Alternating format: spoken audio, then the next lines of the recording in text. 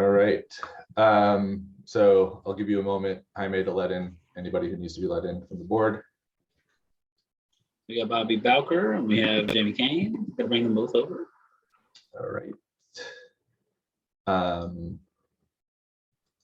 So let me just make my screen a little bigger so I can see everybody.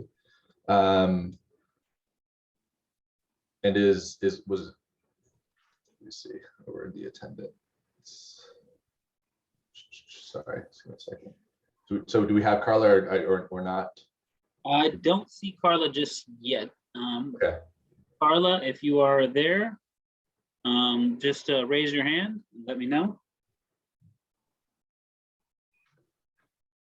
I Nope. don't see her. Okay. And Isabel emailed to say she won't be making it, so, Saw that. okay. And apparently Nina said she may be running late. Someone Yes, he's running a little late. Okay, so I guess Amanda, if you could start with attendance and we'll go from there. Yep. Seth Roy, Here. Michael Aronson, Here. Nina Aaron is not here. Bobby Bowker, Here. David Chow. You're on mute right now. Can you unmute? Yeah, sorry. Thank you. Eric Talbot, Here. Ulysses Castillo, Here. and Jaime, can you remind me, Isabel got moved up to a full board member, but Ulysses is an alternate still? Yes, correct. Okay, thank you for the reminder. Okay, and then we have Jaime Martinez, Planning Director, Jamie Kane, Board Secretary, Joe Termelli of Kellard Sessions, our third-party consulting engineer, and Amanda Brosey, Land Use Council. Excellent. And possibly joining us later, we do have a second alternate now. So we actually have a full board for the first time in a really long time. Carla, whose last name I don't know if I have in front of me, but she'll be joining us. We can introduce, if she comes in, we can introduce her or maybe take advantage of the work session next week to do that as well. So with that, let's get started. Do we do have our agenda right now, actually before we do any before we hear any projects, if we can just start off with the meetings approvals. I know there's several meetings, and Jamie was nice enough to give us a summary of, I think there's there's two actually right now that we're looking at, right? I think, let me go back to that email, but sorry about that. Just give me one moment, guys. And I just searched in Google and that's not gonna help me.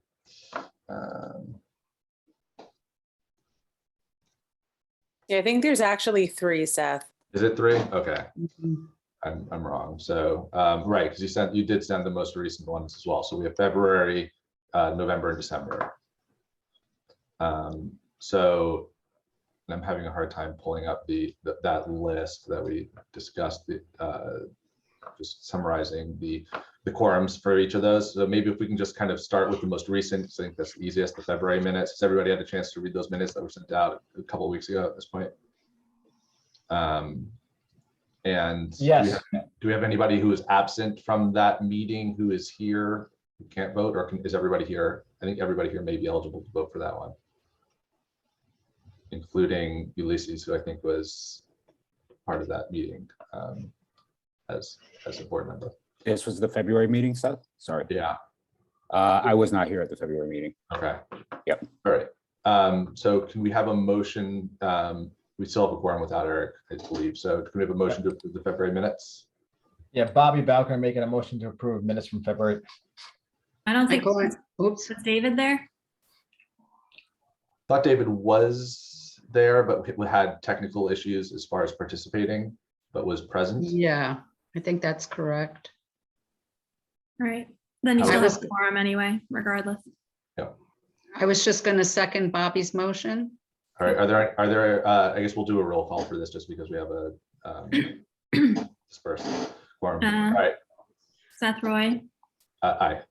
Michael Aronson, Aye. Nina's not here. Bobby Bowker, Aye. David Chow, Aye. Eric Talbot is not voting. Okay, so that's that. Okay, so let's go now to the. Wait, I'm sorry, don't we want to include Ulysses since he I'm was? sorry. This is for February, right? This is Yeah. for February. Yes, I'm sorry. Thank you. Sure. Thank you, Michael. All right, Aye. and Ulysses Castillo. Aye. Great. Okay, so the next one then would be, if I can get this right. I believe this is December 20. Sorry, I'm getting the dates. 21st. 21st. And Okay. Bobby, Nina, and Ulysses were not present. Okay, so Bobby, Nina, Ulysses are not present, but we're good for that anyway, otherwise. So let's do do we have a motion from somebody who was present to approve the December 21st minutes? Michael Aronson, motion to approve the December 21st minutes. In a second, Eric Talbot, I second the motion. we'll do a roll call. Beth Roy, Aye. Michael Aronson, Aye. David Chow, Aye. and Eric Talbot. Aye. Okay, that is everybody. Okay, and then we have the November 20, also November 23rd, 23rd. Okay. Bobby, David, Isabel, and Ulysses were not present. Okay, so I think we're good. So can I have a motion from someone who was present to approve the minutes from November 23rd? There's Michael Aronson, motion to approve the minutes from November 23rd meeting. Eric Talbot, I second the motion. Erica, you were hesitating there. Or we're good, right? We have You'd four. have Michael, you, Eric, David. David was not there. David was not present. Sorry. Is that enough or? You need 4. We need 4. Oh, okay, withdrawing the motion, I guess. We can if Nina joins us by the end. Yeah, I think you should table it because I do believe that Okay. Nina will be here and Let's try to close up now. These are the minutes that don't go away. I would love just to kind of clean this up. It was worth a try. We'll try again later. We're Okay. getting there. We're very close.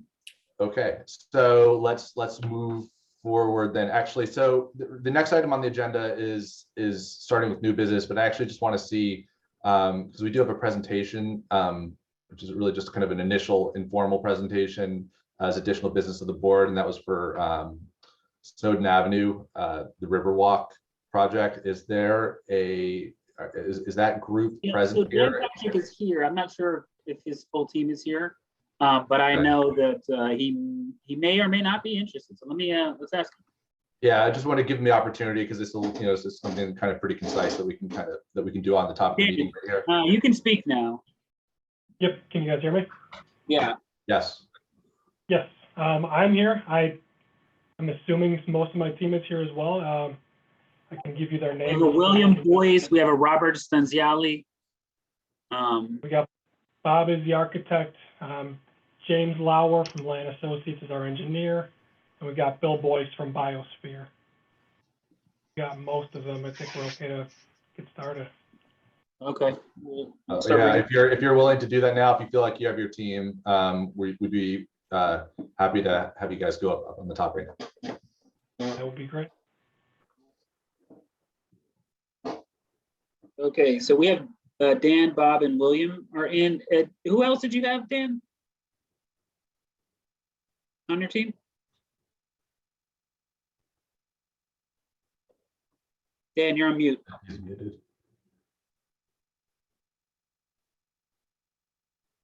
Good evening. There was also James Mauer from Land Associates. He's the engineer. And William Boyce or Bill Boyce. See Bill Boyce right there. All right, we got Bill Boyce, and I'm bringing in James Mauer now. All right. And Jaime, if you want to just, if Jaime, if you just give us just a quick summary before they get started, and then we'll let you guys begin your presentation if that's okay. Sure thing. So this is a project that's been kind of it's been looked at for some time now. It's changed a lot. So for anybody who was following this project several years ago, there was some designs to put a multifamily building over on a parcel that has minimal frontage and access on Snowden Avenue, but does have access to, I think it's Van Wyck Street, which is kind of a very small street right off of Snowden. And so this property is kind of behind that area, close to where the Aqueduct Trail runs. And so they're here to present a project as a concept. There are some, challenges to this site in terms of environmental features that they're going to have to maneuver around. And so rather than submitting a formal application and investing, all of the money that goes with that, they wanted to kind of take it to the planning board and give you an opportunity to provide some feedback, stating any concerns that you have, or, if there's any good qualities that you like, to give them some initial feedback at the beginning. So I think the hope is really, obviously they're going to keep this as brief as possible, but they do want some concrete feedback. So wherever you can provide some, please do that. We have not reviewed their submission. We've seen it, but we did not do a formal review because it's not a formal application yet. So. Okay, and if you guys can keep your presentation to, I know there's a bunch of you here, but to 10 minutes or less, hit the notes that you really want to hear from us on, and then we can give you some feedback. That'd be great. That would be perfect. I think it would help if I'm able to share my screen. We do have a short PowerPoint. You're able to share. It's mostly pictures, so don't worry about the length of it. Let me know when you can see my screen. Got it. You guys see the screen? Good. All right. So just cover page. Nothing there. Again, here's our team. The owner is Andre Fernandez. Jim Maurer, our project engineer, is on the call. We got Bill Boyce from Biosphere, and we got Bob Staines, the LAR project architect. So here is an overview of the site. This is the existing conditions plan, and there are some photos around that, and we'll go through in more detail. But as you can see on the existing conditions, along the eastern portion, this is Snowden Avenue. This little cul-de-sac right here is Van Wyck Avenue. This property itself is about 6 acres. It has 2 water courses with associated wetlands. These water courses are mostly as a result of off-site drainage from the neighboring properties. So essentially there's drainage from the neighbor's property exiting out onto this property, creating these wetlands and these water courses, which we can go into more detail on shortly. There's also some steep slopes. Historically, the property's been undeveloped. There was a small garage at one point and some associated small roadways, but those no longer exist. A phase 1 environmental assessment was prepared about 2 years ago. It identified a few nearby hazardous waste sites and brownfield sites, which are off-site, not at this location. At this location, there are some solid waste and other debris scattered throughout the property. As indicated, there are storm drains discharging onto the property, creating those wetlands and the water courses. A soil survey also identified some semi-volatile organic compounds in the soil. That's largely due to the off-site drainage coming onto the property. It's not good condition water. So unfortunately, the site is not in great condition as it is. Our client purchased this property about 2 years ago. So it's not, and these conditions have been ongoing for decades, as you'll see in these, few pictures of the existing conditions. You'll see that, here are the drainage pipes leading onto the property. There's debris everywhere. It's clearly been sitting there for decades. It's not been well kept. There's tires, there's overall debris all over the place. So the site really needs some improvement into, a facelift and really to be cleaned up. So that's what we're here for this evening. We're here presenting, as Jaime indicated, a conceptual plan to clean up the entire property, develop a portion of the property, and dedicate the other portion back to the village for public use, as this is right next to the Crowbucky Nature Preserve. So again, here's just more pictures of the existing conditions that could really use a good cleaning. The proposal itself, as indicated, is about 6.01 acres in size. The eastern portion is about 2 3/4 acres in size. That'll be the development area, and I'll go through the plans in a second. The remaining area on the western side of the property will be dedicated or deed restricted for public use, and there will be some public trails added with some other public features to be used to really invite the community there to access the Crawbucky Nature Preserve. The preliminary and conceptual multifamily development has 48 units, 16 one-bedroom and 32 two-bedroom, so it's not a huge development in comparison to the adjacent property and other larger developments in the vicinity.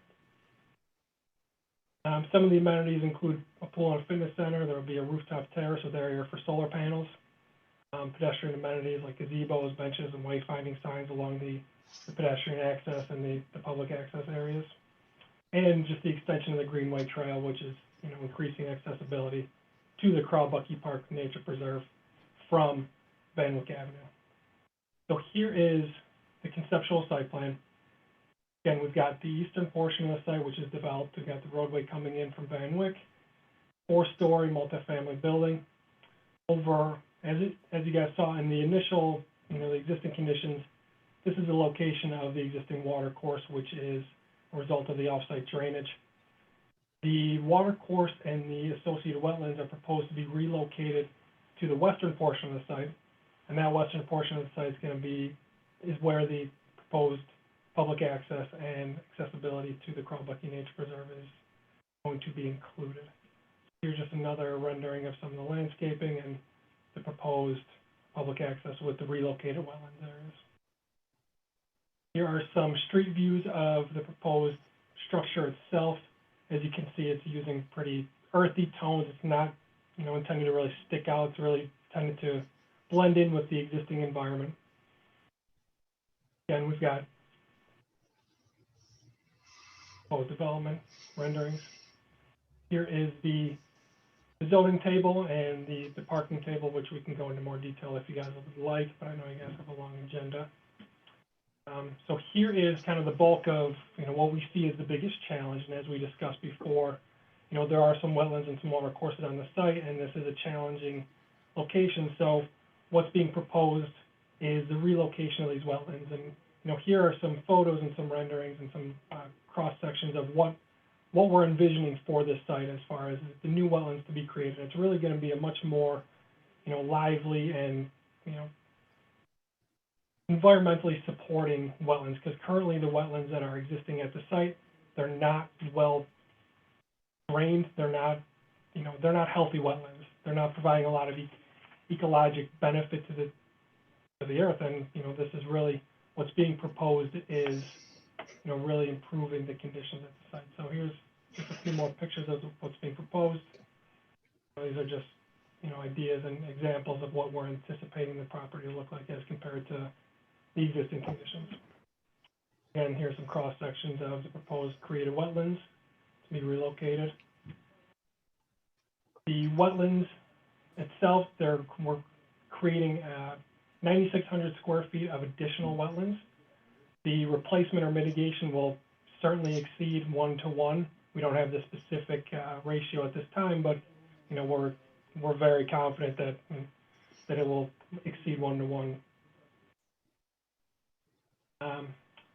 We're also proposing on-site stormwater and mitigation measures that will treat the off-site and on-site stormwater for water quality and quantity. So it's really improving the existing conditions of this area.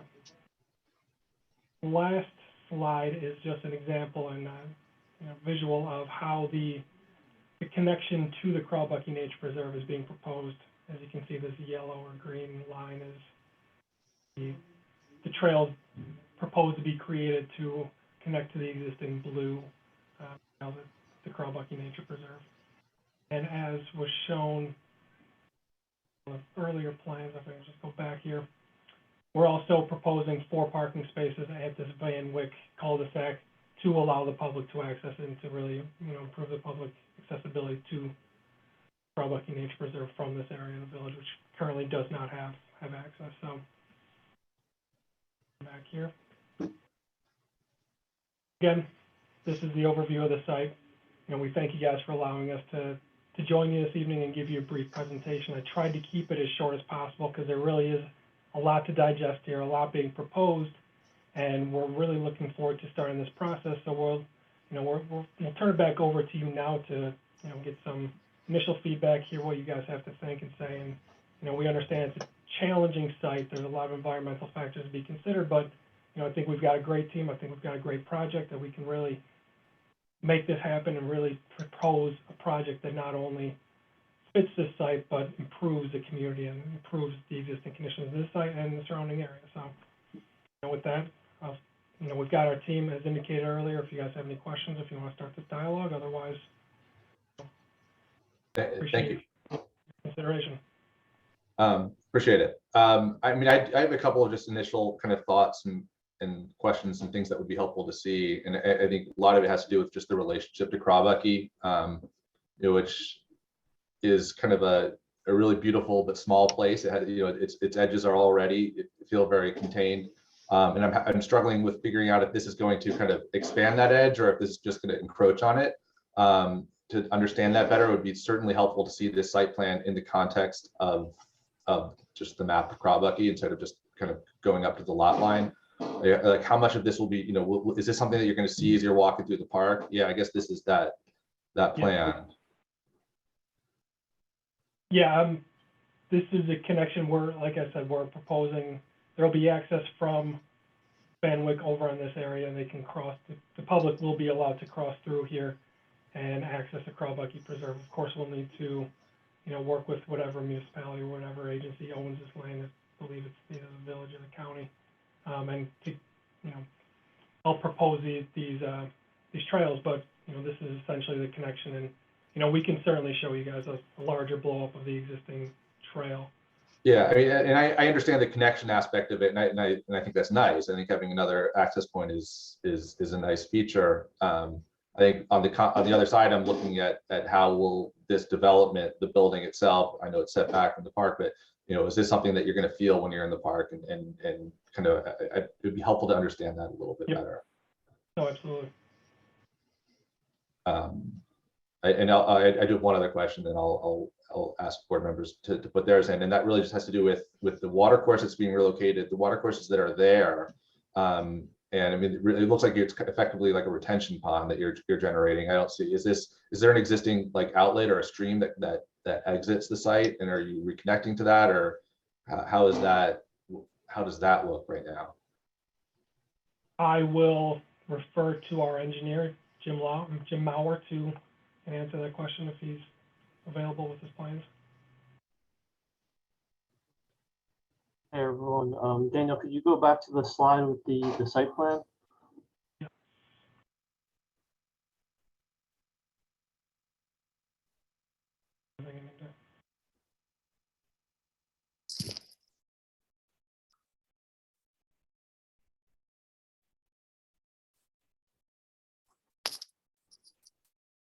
I'm just going to note that Nina Aaron has joined us as well on the board. Yeah. Hi, everyone. Hi. And Carla is here too, I believe. Oh, welcome, Carla. Is this where you're looking? Yeah. Thank you. Thank you. So to the west of the proposed wetlands, there is a water course that crosses the site in the north to south direction. So each wetland have an overflow structure that would discharge to that existing water course. So that will reconnect.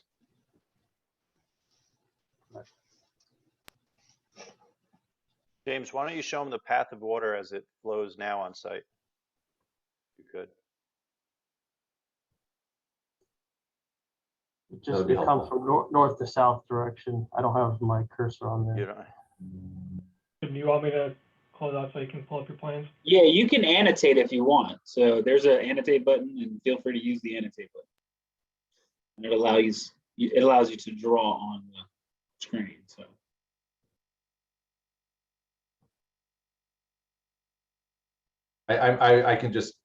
I'm assuming this is what you're talking about right here, and this is these two bodies will drain into this water course here.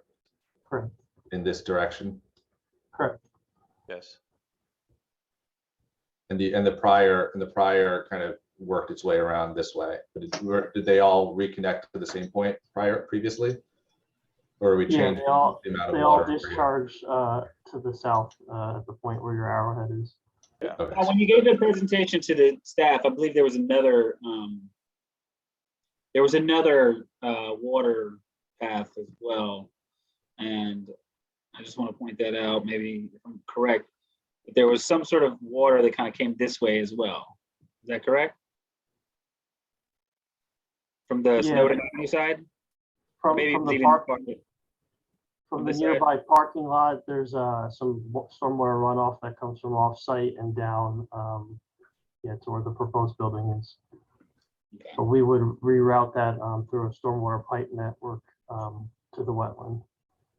I think one of the things that's going to be important for us to understand is, where, I mean, obviously, very clearly where the water that's flowing through and from the site is now, and so where is it converging? And after you relocate it, where will it be converging? Are we moving water around? Are we potentially putting more water in a certain location where it wasn't before, other than the ponds on site? That's kind of how the water. We can get you some more detail on the downstream impacts and the downstream location of where the water is going now and where it's going to be going. Yeah, and board members, I'd love to hear if anybody has any thoughts or reactions. Yeah, I mean, for me, I'm having trouble sort of visualizing the site in general, and it would be really helpful to see this in context with the adjacent uses. I mean, are there any residential properties nearby? What exactly is around the site? Is it all wetlands, or what would people who live nearby see? I sort of know the area, but I'm really having a hard time visualizing what it looks like for others in the community. I agree. We just need to see more of its surroundings, what it will look like in its current settings, as opposed to the rest of the community. Of course, we can provide that.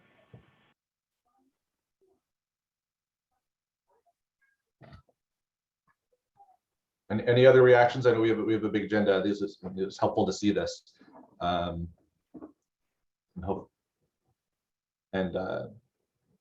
If not, I think we'll leave it there for now. Appreciate you guys coming and showing us, and look forward to seeing you here again with maybe some more information. Is that presentation going to be made available? Because I don't see it on our It's at the end of the agenda. Oh, it's at the end of the agenda. Yeah. Okay. Yep. Yeah, the materials are at the end. We can provide the actual presentation to staff, so it can be posted to the website or shared accordingly. Well, if it's here, that's good. Yeah, sorry for coming in late. It's okay. Glad you're here. So, all right, very good. Thanks, guys. Thank you very much. Thank you very much. Thank you very much. Appreciate it. Thanks. All right. Let's move right along. All right, so now we're going to return back up to the top of the original agenda to new business. And we have Planning Board 04/2021 and BAR 01/2021. This is 246 South Highland and Jaime, if you will give us the overview. Yeah, let me just move Dan back to the other side. He's hanging out.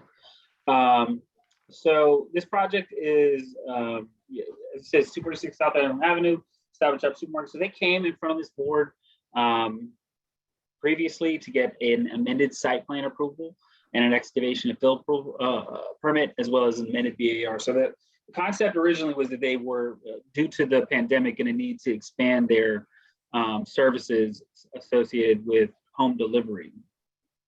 And they wanted to make a change to the back loading dock of the property, which would require all those specific approvals. And so they haven't started the work.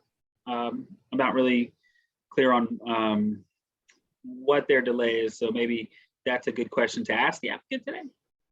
But that's essentially all it is. It's an alteration to the back lot, as well as the ability to park some delivery vehicles on the front parking lot.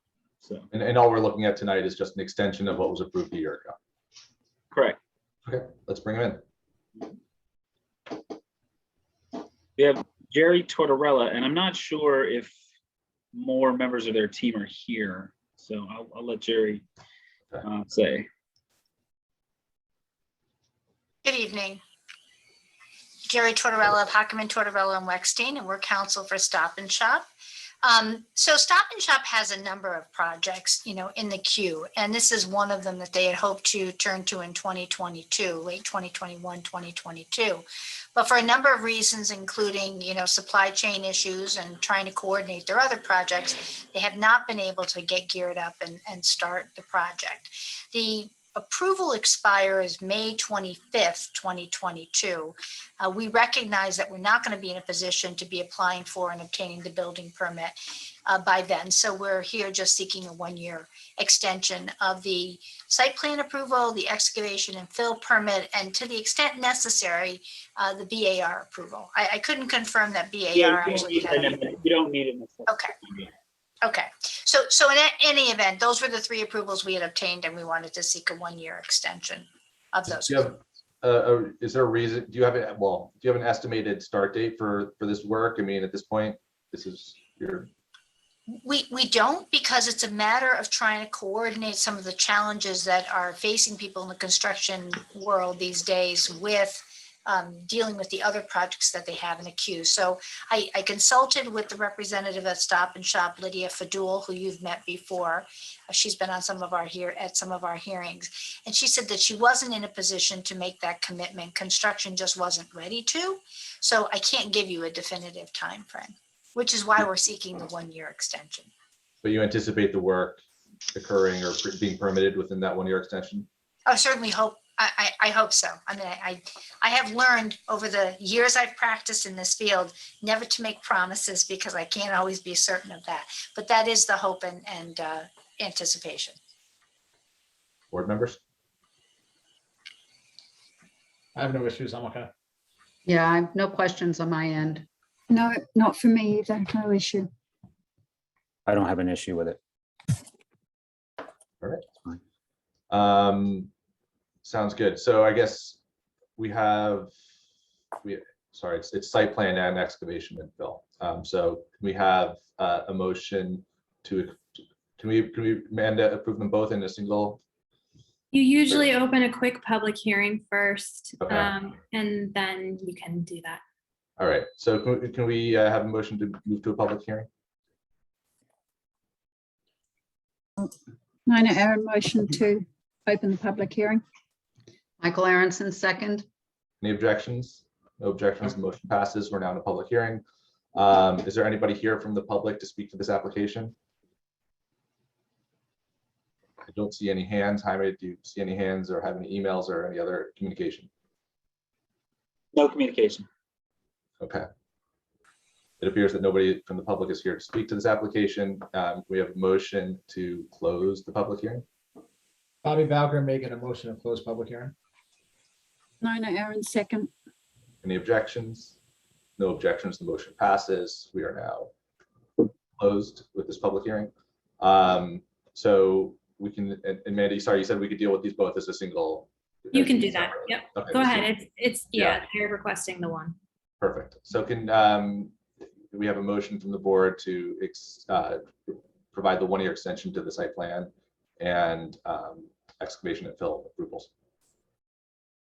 Nina Aaron, motion to extend for both the site plan and the excavation and fill permit. Bobby Bowker, I second that motion. And can we have a roll call? Seth Roy. Aye. Michael Aronson. Aye. Nina Aaron. Aye. Bobby Bowker. Aye. David Chow. Aye. Eric Talbot. Aye. And Ulysses Castillo. Aye. Carla, you're here tonight, but we don't need your vote tonight. So just unless somebody drops off for any reason, so we'll keep aware of the quorum. All right, great. So the motion passes. Thank you very much, Jerry. Thank and, you. Stay well. You too. Thanks. All right, very good. So with that, we will move on to item B of new business, which is for Narragansett Planning Board 23-2021. Jaime, if you will. Yeah, so the board may recall that this project has sort of been on the agenda for some time. They have about a year and a little over a year ago, I guess, they started to do some work in their backyard. They started doing some regrading work, and they had intended on putting in a retaining wall, but they did not receive a permit first. And so once they were, once it was pointed out to them that they needed a permit, they started to go through the court process, and initially wanted to start their project with getting a retaining wall. Over time, they decided it did not make sense to do that due to the complex nature of ownership of the entire site. And so they decided to just leave the work as is. So the kind of just go through, get a permit to finish the regrading work, leave out the retaining wall. It required a wetlands permit. So the wetlands permit went through the administrative process, was reviewed by Keller Sessions. They determined there was no additional work that needed to be done to complete that work. So today, I think that the goal really is to just get an answer on how they intend to finish cleaning up the site, which the applicant has described will be done sort of by hand, through some hand regrading and seeding of the property, but they can give you the details on what their plans are here.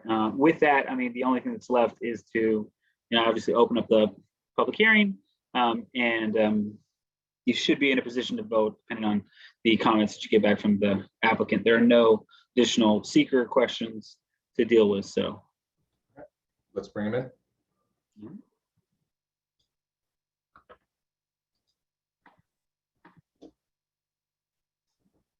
And we have the applicants, Oscar and Daisy Briones.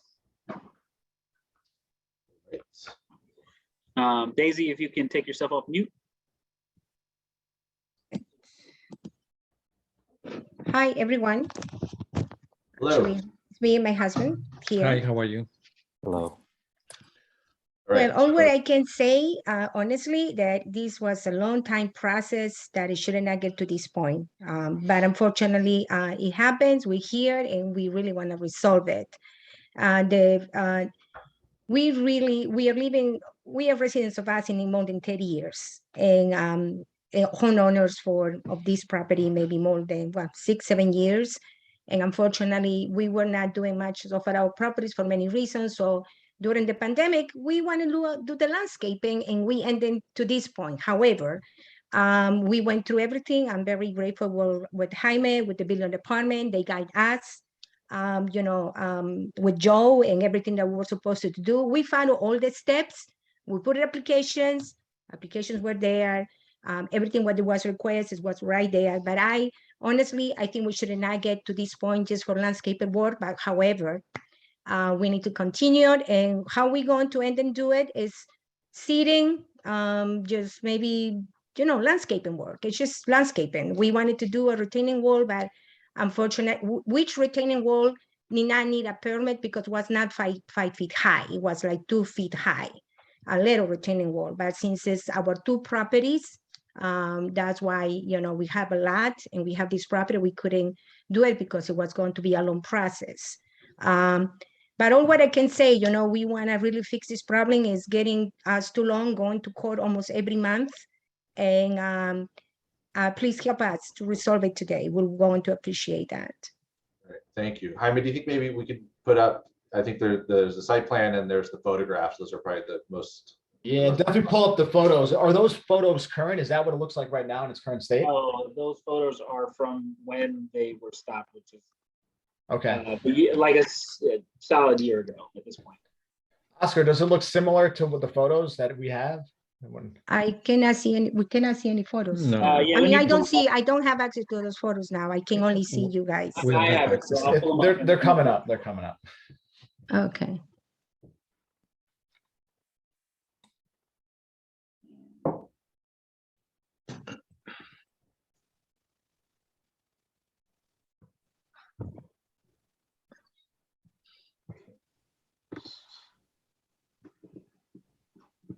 Those photos are from a year ago tomorrow.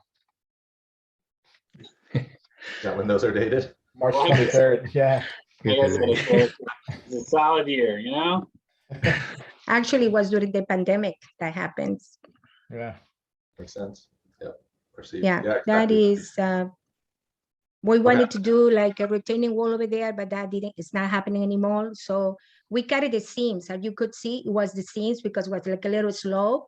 So Yeah. since we want to do like a retaining wall, we were cutting in the seams to put the, you know, to put it to work. But now what we're going to do is just make it look better and nicely. You know, that's what we all want to do now. So you're just, I understand that, you know, from the drawings and from what was described, that you just want to smooth that hill down as a slope. Yeah, we are, I mean, we are well, that picture is very ugly. It doesn't look that bad now. but just to cut it, I mean, to try to, you know, do it a better thing over there, put a lot of grass around over there. We need to clean more our landscape. We do have that part of the property in the back of the house. And Jaime, maybe we can put the site plan up there as well. Yeah, so I want to, Daisy, if you could, we spoke earlier today, you know, it's kind of important that you mentioned that you're going to have, you have an actual landscaping company and they're going to come. No, I actually have a construction company. I do have a construction company, but I do landscaping too. And sometimes my guys, you know, when they are free in the winter, I mean, the season like this, there is not much job, they clean my yards, and that's what I'm trying to do.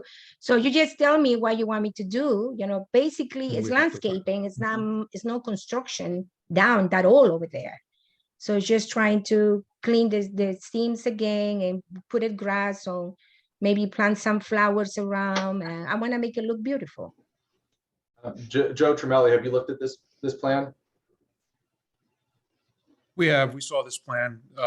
The memo that you had from us from last November was when the retaining wall was initially being considered. So some of those comments don't really apply anymore. I think at this point, it was just a matter of making sure the erosion controls were shown, which it seems that they are. And just, I guess, an understanding, you know, to your question earlier, Seth, to make that grade transition from your rear yard, you know, looking at that picture, the lawn area, and then the connection to the graded or the cut area down below. Are you simply looking to cut that grade to make that that transition work, or are you looking to bring in fill to kind of recreate that slope that was there? Can I see the picture again, if I can, please? Thank you. This is picturing.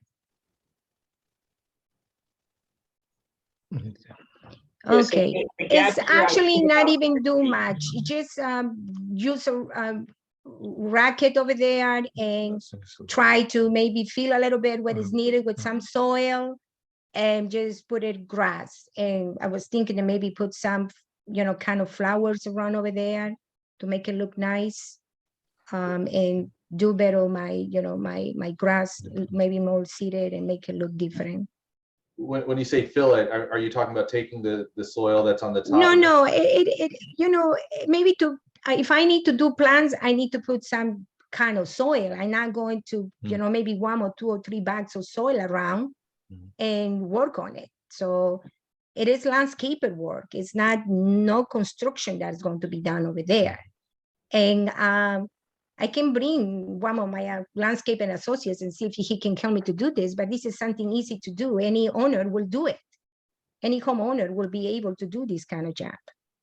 The only thing that really I would like you to understand, that was no intention to do anything without doing it right or asking for the right permits if it were needed. Especially me, that I'm in the construction field, and I definitely, you know, working with clients, and I know I'm never going to give the wrong advice to clients, and not either to us. So this was just cleaning, doing some kind of work during the pandemic. We were home and trying to take advantage of the time. So, well, it happened what it happens. We cannot do anything about the past. What we can do about the future, it's whatever I'm going to do over here is going to be landscaping. Yeah. And you want me to fill it back? Well, I will need to, and even throw away anything. Everything is right there.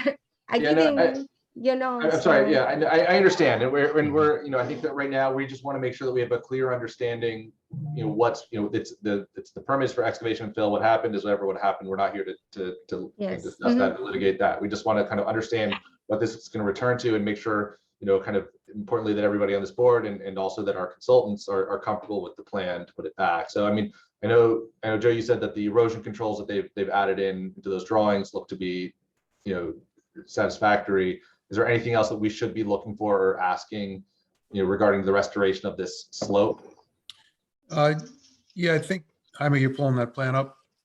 Again, it was really just more, so they have, you know, the area noted there with the cubic yards of material removed. But, you know, again, looking at that picture, I would assume, you know, you have a nice level yard there. You wouldn't want to cut into that to use material to fill the lower side. I would imagine you're going to want to bring some fill in, which is probably fine, you know, but you just want to make it clear to the board that I would imagine you'd want to bring in some limited amount of fill to make a transition from that lawn area to that dirt access road down below, or, you know, the cut area, the disturbed area. So it's really just a matter of clarifying that on the plan, and I think we're fine. This plan is showing removal of material. I want to, and maybe Joe, you can help me out here, but Daisy, if you can also clarify here. So maybe if you pull up that picture, I could annotate that. This que le llenamos, no, le hacemos Yeah, so the dirt that was no taken, necesitamos llenar nada. Yes, so the dirt that was taken from this cut right here, it's was- right there. Yeah, that's what it is. That's it was right. just It was a moved over cutoff. to the other side of the yard, essentially. Yeah, everything is right there. We didn't, I mean, Okay, so the question, Which is- Daisy, just Yes. give me a second. So, because I think everybody wants to get through this as quickly as possible here, and yeah. you're right there. So, are you going to need new topsoil? Are you going to need to get new topsoil to finish this project? Or are you going to be able to use the soil that you have on site to finish this project? I want to use whatever I have over there. I'm not going to use Okay, anything. will you new. need any additional topsoil outside of like a couple No, of I bags? don't think so. I don't think so. Now let's just be honest here. Let's just, I don't want like a truck. I'm of being soil honest to coming you. out I'm not and going to do then- anything here. I'm not going to do It's just the not a fact problem. that You just gotta let us know. You just gotta let us know. And so I'm we can deal with it. telling you very clear right now. I'm not going to do anything. I'm not going to put soil in. I'm going to use whatever I have existing right there, right now. Okay, and you're gonna Okay. use hand tools. You're gonna use hand tools to contour this edge here.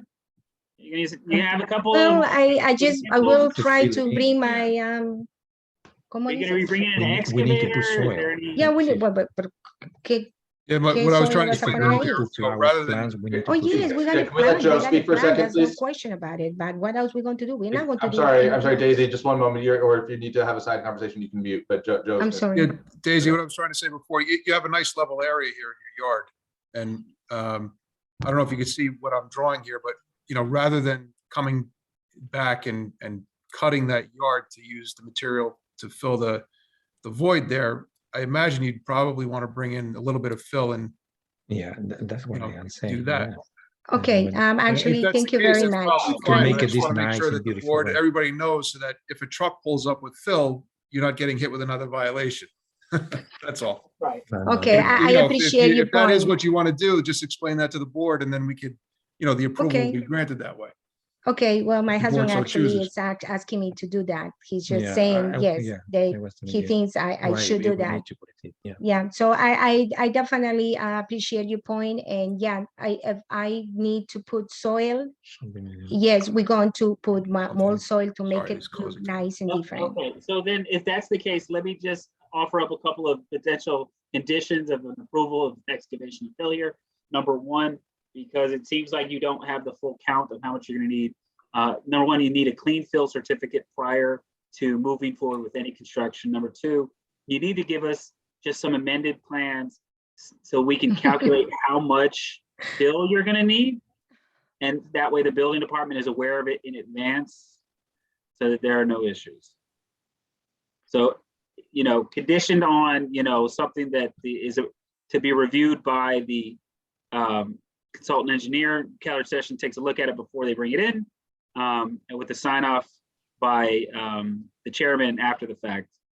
For small lot fill. How I can resolve this without going through that? I mean, just Oh, to no. make it simple. That is the simple way. We're talking about the simple way here.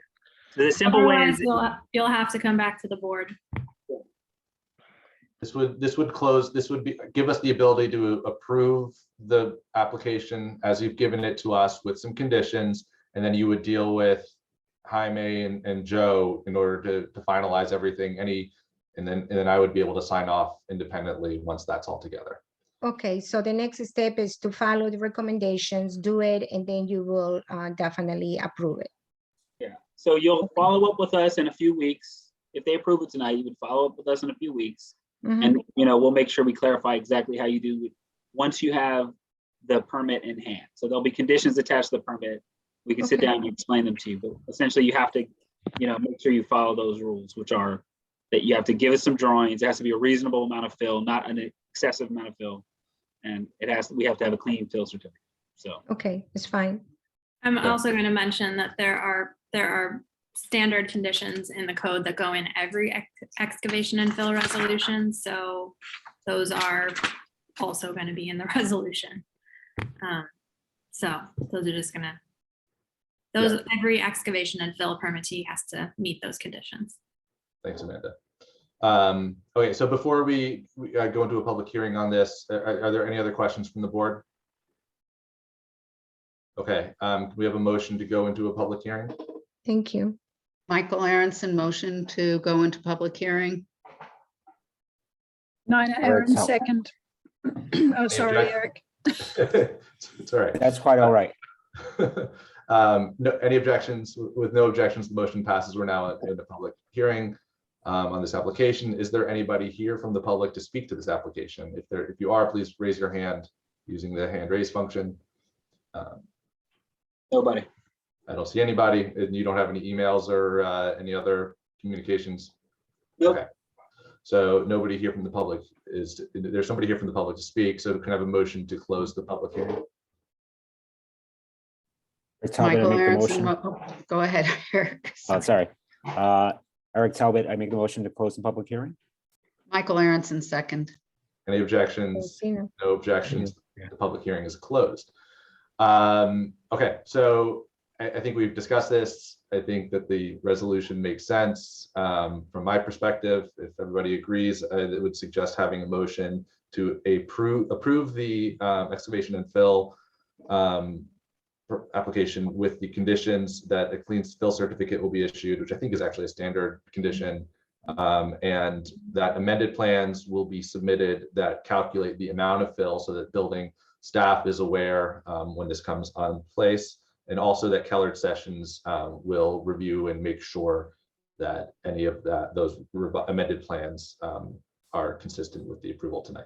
Can I have a motion to that effective? Yes, Bobby Bowker making a motion to approve with stated conditions. Michael Aronson, second. All right, can we have a roll call? Seth Roy, Aye. Michael Aronson. Aye. Looks like Nina is momentarily gone, so Bobby Bowker. Aye. David Chow. Aye. Eric Talbot. Aye. Ulysses Castillo. Aye. And Carla. Carla, what's your last name? Elia. Elio? Yeah. Okay. Carla Elio? Aye. Okay. All right, so the motion passes. So I guess Jaime, you guys will follow up with the applicant just in terms of to clarify the conditions and help move this forward. All right. Thank you very much. Thank you very much. Thanks. Very good. Have a good night. Bye. Thanks. All right. Now, I will search for the agenda in my many windows, too many windows. So, all right. So up next is letter. All right. So we're now going to continuing business. So the first item up in continuing business is Planning Board 0719 BAR 15-19, and this is 81-89 South Highland, Birch Brook. And Jaime, you can give us the overview. Yeah, so we, obviously there's been a lot of conversation about this project over time. It's 5 townhouse style buildings. They have done work around the wetlands permit. They've done, there was a lot of discussion around the, the tree permit. So Amanda prepared a negative declaration. That draft was submitted to the board and posted on the agenda last week. What remains at this point are a couple of things. The amended neg deck needs to be voted on. There is the completion of the final subdivision plan, the final wetlands permit plan approval, the tree permit approval, as well as a extension to the site plan approval, which is needed because the site plan approval was received at the time that the preliminary plat plan was prepared. And obviously, there's a gap that has taken place since then. So this would be their final site plan approval extension that they would be able to receive. But theoretically first. And so depending on how the discussion with the neg deck goes today, you should be in a position to vote. Sounds good. Let's bring in the applicant.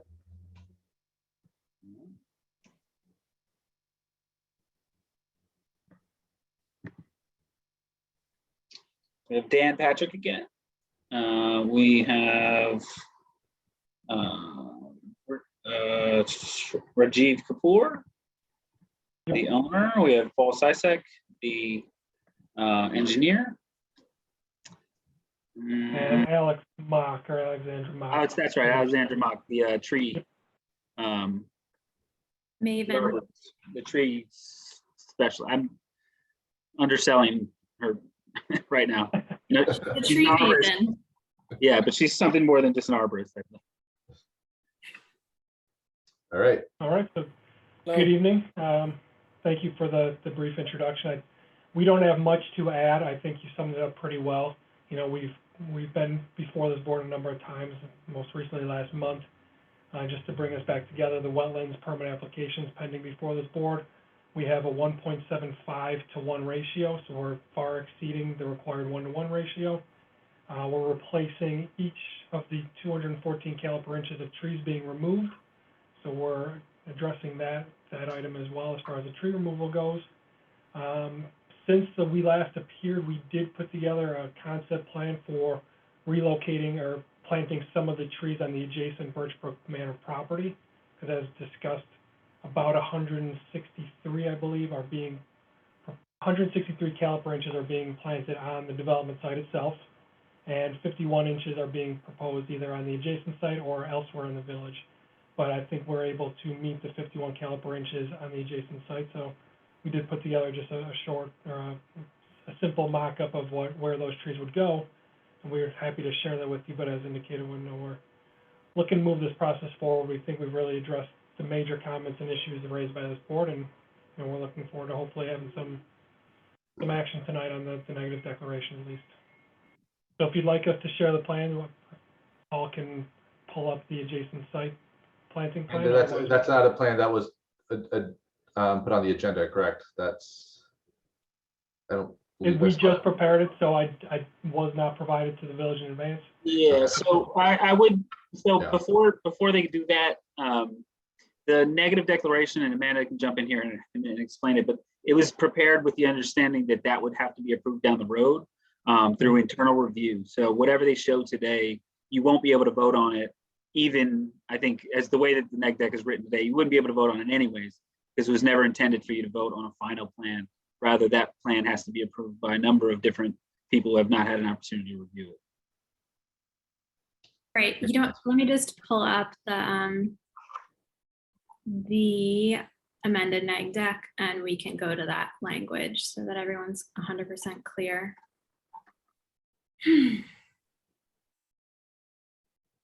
Okay. And share.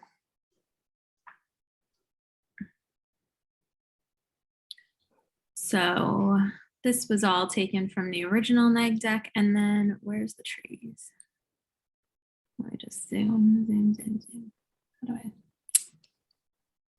I think it's the second to last whereas clause on the 5th page. I was just trying to zoom, but I can't. Oh, it's pretty legible. Okay, good. All right. So yeah, here we go. And we talked about yes, you guys working to put 163 caliper inches on lot 2, which is the newly created lot where the development will be, and then 51 on lot 1. But the applicant will work with the village tree warden, the engineer, and other staff as needed to finalize the details of those plantings.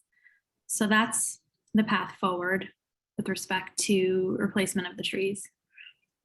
And otherwise, the balance of the changes relate to compliance with the amended wetlands law, which I'm assuming everyone took a look at. And everyone's okay with the changes, but we can talk about those. Yeah, I mean, if everybody's, I mean, I'm assuming that everybody's had a chance to read this, the amended neg deck, and I think right now, if there are any questions from the board on the amended neg deck or any other component of this application, now's probably the best time to ask or speak. Yeah, I have one question. With lot 1, when that was done, what were the conditions of the site plan, and was there anything specifically relating to this lot 2 area?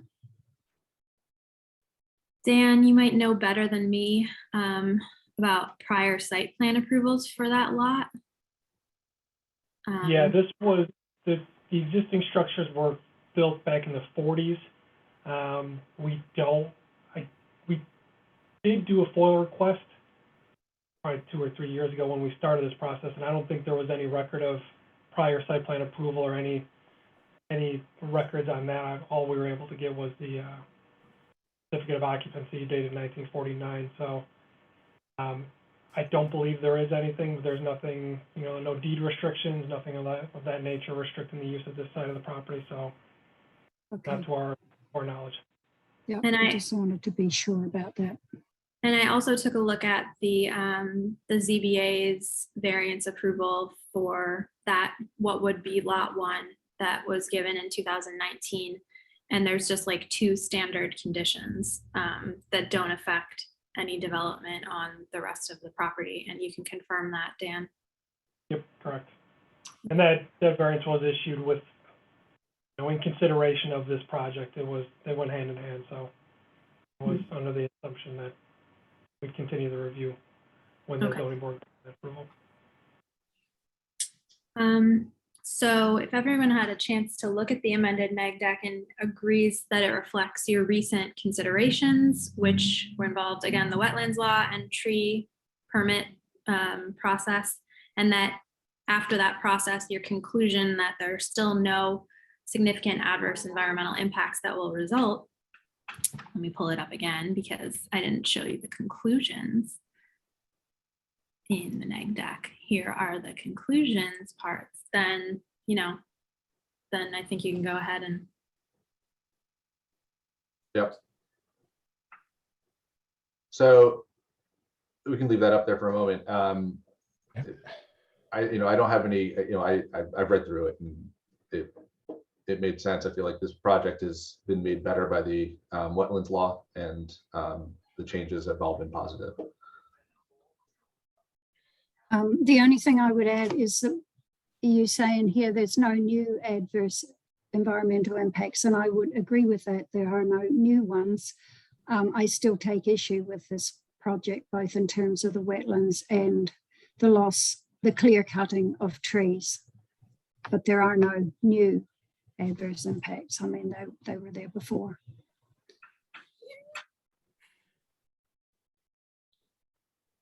All right. Any other board comments or questions before we go to reopen the public hearing? I'm okay with it. It looks like all the comments we made over the course of time is reflected in it. I'm okay with this. Seth, Chairman Roy, I have a comment. And this may actually have to do with process more than, and I don't want to, the neg deck, I'm good with the neg deck. But this is just a thought, just a little bit about the future, and that is in terms of phasing, when will the trees be removed? That's just a question that is more directed towards, like, if things got, Yeah, too so far ahead of themselves. Yeah, so the process as it stands right now is that no trees can go down until the final plan is prepared. And that plan needs to be prepared as a part of the building permit. So they can't get a building permit until they have an approved plan. Okay. And they can't take any trees down until they have an approved plan. So with the exception of, emergencies or dead trees and things of that nature that do not require a permit, they wouldn't really be able to start any work on that. Which is to say that like they could go and cut the smaller trees that are not subject to a permit and do that tomorrow. I'm assuming it's not very likely that would happen. That they would come and start cutting little trees and come back and cut the bigger trees after they're permitted. But they can't start cutting those trees until that whole tree plan and the entire replacement plan is set up and ready to go. There's also going to be some bonding associated with that. So they're going to have to get a bond set up for the tree removal and replacement plan as a part of the approval of that permit and the building permit process. So. Okay, great. Thank you for the explanation. That was very helpful. I may just. Let me just check it. I'm sorry, Amanda, the bonding is in there, right?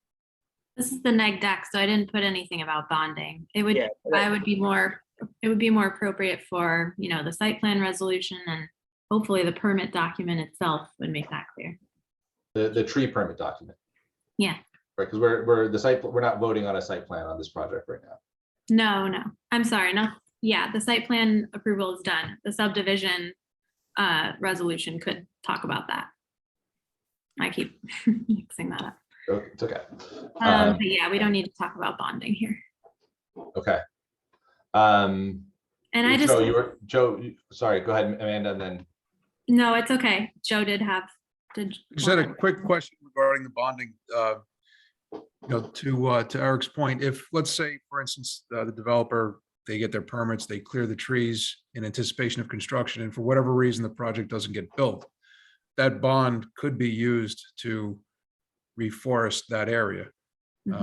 So just, whether or not we need to put some kind of, I don't know that you need to put a time or a clock on that. It's pretty much at the village's discretion, I would imagine. But that protection is there. That's part of the reason for the bond. Thanks, Joe. Okay. Seth, I just wanted to quickly make a note. I'm sorry to interrupt you about who can participate in, any votes on this matter, and especially the neg deck, because we have so many new members. Ulysses and Carla, you're very, very new to the board, and you can go ahead and participate in this matter if you've had a chance to fully apprise yourself of the record. This is a long-standing matter, so that's a lot of, reading you would have had to do. But if you can tell everyone, here on the record that you've had a chance to review the matter and the materials available, then you can go ahead and vote. But if not, that's totally okay, because we have. Carla can deliberate, but I don't think she can vote, right? We're not short two members. We're only short one member right now, so. Right, I'm just letting them know anyway, because Carla's brand new here, so I'm just keeping my comments broad. It's helpful. So that's what I had to say on that. And seems like everyone else is fine. Okay, well, before we do take any votes on the project, I think it's important to reopen the public hearing on this project. So if we could have a motion to do that. Michael Aronson, motion to reopen the public hearing. And a second. Nina Aaron, second. Any objections? No objections, the motion passes. Is there anybody here from the public to speak to this application? If you are, please use the hand raise function in Zoom to let us know that you're waiting or would like to speak. I don't see any hands. No. Okay, and Jaime, you have no emails or any other correspondence? No recent emails, no. All right. It appears that nobody is here to speak from the public. Before we close the hearing, I just want to be clear. I mean, right now we have before us the matter of the amended neg deck. We also have the subdivision, the final subdivision. If the board feels like we're in a place to vote and close out those items tonight, with what we've seen, then I think it would be reasonable for us to close the public hearing on this matter. I just want to put that out there before anybody makes a motion. So if anyone agrees, then I think we could. And before you make that motion, Yeah. Joe Tramelli, can you just apprise the board of, where the applicant stands in terms of their final subdivision application and everything, being checked off and Sure. So we took a look through the records and confirmed, Amanda and I earlier today, the applicant has in fact the Westchester County Health Department approvals for both the sanitary sewer and water main extensions required for the project, as well as a subdivision plat that was approved by the health department. Paul, can you just confirm for me? I seem to remember Delroy's signature being a lot different than what was on the plat. Maybe he just had a change of artistic feel or something, but that has been signed by the health department, correct? The plat that we have on file? I believe so. Yeah. It looked like he initialed it as opposed to signing it, which is not what I remember, but it doesn't mean he didn't do that. I just want to confirm for everybody that in fact is Delroy's or the health department's signed version of the plat. Yeah, I'd have to see if I could find a scan of that. I'm not at the office. I have what's on the agenda, which is what you guys submitted. So let me see. I also.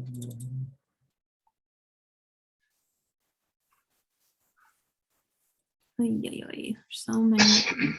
A lot of items on it, a lot of submissions. There it is. There it is. Okay. It's just going to take a minute probably to load. Oh, okay. Was it the last page, Amanda, I think? Yep. I'm just going to get down there. I have it up now. Oh, good. Go Go right ahead. Share. Let's see.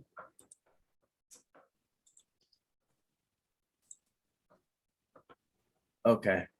Can you guys see my screen? Yes. Okay. So here's the signature. Here's the plat. Yeah, it looks like it is just an initial, Joe, where the health department signed. Yeah, I imagine that would have been Delroy's. I'm assuming that's Delroy Taylor. Looks like a Yes. DT, but I just remember his signature being, very different than that. That's all. But if it is, it is. Yeah, well, so here's the signature for the survey. Who prepared the survey. Here's Dave Lombardi, our engineer for the sanitary sewer and water extensions. And here is the ownership signature, and then the health department signature, and the last signatures are by the village chairman of the planning board, the Joe's office, and the receiver of taxes. So that's actually that would be my office. Paul. Yeah, okay. Yeah, really correct. All right, good. Maybe that day he just wasn't feeling like signing. It was July. It was probably, may have been a Friday. He was trying to get home. Yeah, I come to think of it, that was it was also COVID, so who knows what they were doing then, right? Everything was electronic and digital, and nobody was seeing anybody in person. So that actually might be sign of the times, right? Yeah. Perhaps. All right, good. Thanks, Paul. Sure. And so, Joe, just to reiterate, you're good with everything that they've submitted related to that, the plat and the subdivision. Yes. Yeah, and we also have their public improvements and utilities plans that were attached after the plat. So I think we have everything we need for this. Okay. Okay. So with that, do we have a motion to close the public hearing on this? Bobby Bowker making a motion to close the public hearing. Second. Michael Aronson, second. I'm just going to do a roll call to close this public hearing. That's Roy. Aye. Michael Aronson, Aye. Nina Aaron, Aye. Bobby Bowker, Aye. David Chow, Aye. Eric Talbot, Aye. and Ulysses Castillo. Aye. All right, so the public hearing is now closed. So we do have a few things to vote on regarding this. And I think the first thing would actually be the extension of the site. I think it's just the site plan approval that we're looking to extend right now. So that being, I think, the most straightforward thing for us. Can we have a motion to approve the site plan? Eric Talbot, I make a motion to approve the extension of the site plan for the second time. Is that correct? Yeah, a 1-year extension. Yep. 1-year extension. Thank you, Amanda. Second. Bobby Bowker, I second that motion. We'll do a roll call. Seth Roy, Aye. Michael Aronson, Aye. Nina Aaron, Aye. Bobby Bowker, Aye. David Chow, Aye. Eric Talbot, Aye. and Ulysses Castillo. Can I recuse myself Absolutely, yes. from, yeah, I Okay. think, yeah, I will. Okay, so then we just have 6 for this. That's totally fine. Perfect. All right. Thanks, Ulysses. Okay, so that motion passes 6-0. Can we now have a, well, I guess the next item up would be the amended negative deck. So, we've spent a lot of time talking about this. I'm comfortable with the language. Amanda has put this up. We've discussed it tonight, as well as several other meetings. So do we have a motion from the board to approve the amended negative declaration?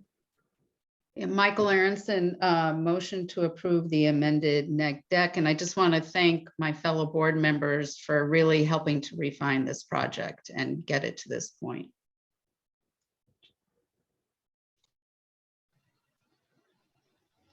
Thank Eric you. Talbot, I second the motion. Oh, sorry, Bobby. Oh, you're okay, Eric. I only heard Eric, so. Okay. Eric spoke, but Bobby's light box turned green, so it threw me off a little bit. But, all right, thank you. All right, so can we have roll call? Seth Roy, Aye. Michael Aronson, Aye. Nina Aaron, Aye. Bobby Bowker, Aye. David Chow, Aye. Eric Talbot, Aye. and that's it. Okay, so we've got 6 ayes. The motion passes. And now we have the final item that we have to agree on for tonight would be the amended, excuse me, not the amended. So this would just be the final plat and subdivision. Well, so you got to do the subdivision, wetlands, and the tree, right? Yeah, we have to do those. I guess those are all. The tree we do separately. We haven't done that one in the past. So No, you can do the subdivision. Do the subdivision its own vote, and Okay. I mean, how would we? I think you need So to take how a do we vote. break that up? I wasn't sure if you're doing subdivision and the final plat as a single vote, or The subdivision is Yeah, its that's the own plat. vote. Yeah, Yeah, okay. yeah. But as for the tree permit, I don't know. Jaime, do we take a vote for that? I don't know, actually. That's a good question. I think so you do have to grant the permit. You probably can just tack it on to the vote with the subdivision, or I mean, normally with the site plan or the wetland. Yeah, The same wetlands. with the wetlands. The wetlands, Just say you're you might taking as a well take a motion. vote. You might as well take a vote. if it's a question, let's just vote on it. We'll make sure that it's clear. All right, that's fine. So let's then start with wetlands. I guess would be next, just logically. Yeah, agree? no. No, you don't agree. Yeah, I mean, you can take the wetlands they're all related, right? So you I don't wanna do think- the subdivision, you can't do the subdivision without the wetland permit. Right, first. you need the wetlands permit, and then you can do the subdivision. You can't get a Subdivision's kind of the permit. last thing. Just do it. All right, can we have a motion to approve the wetlands permit? Michael Aronson, motion to approve the wetlands permit. Bobby Bowker, second that motion. Roll call. Seth Roy, Aye. Michael Aronson, Aye. Nina Aaron, No, Bobby Bowker, Aye. David Chow, Aye. Eric Talbot. Aye. All right, so we Right, have, yeah, 5 ayes and 1 nay. The motion passes. Mhm. So next would be let's go tree permit.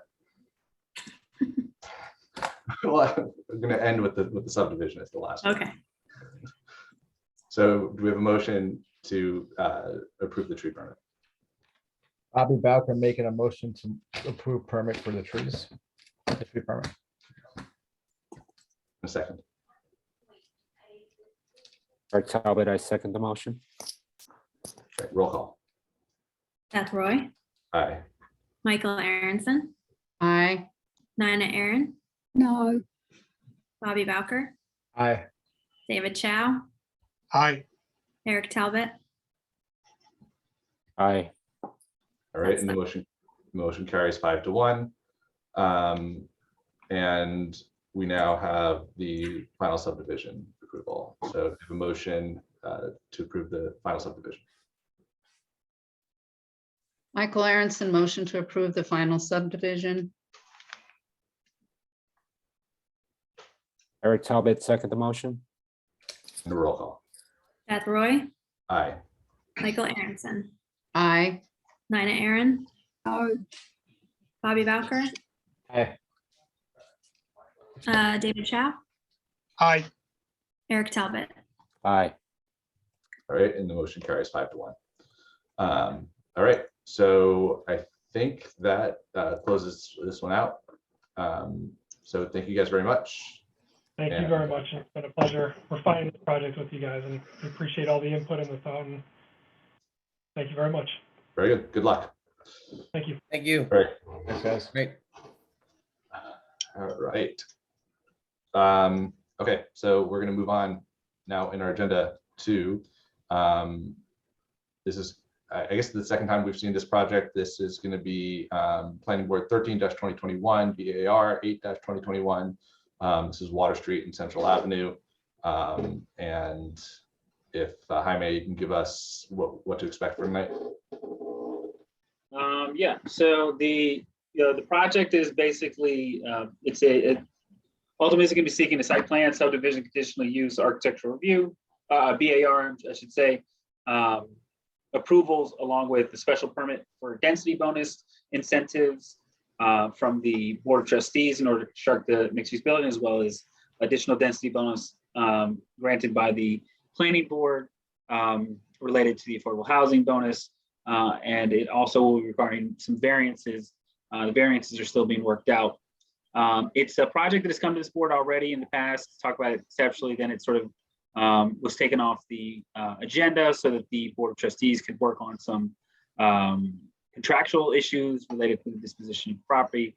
Those contractual issues have come to a close largely, so they're back here in front of the boards to go through the land use approval process.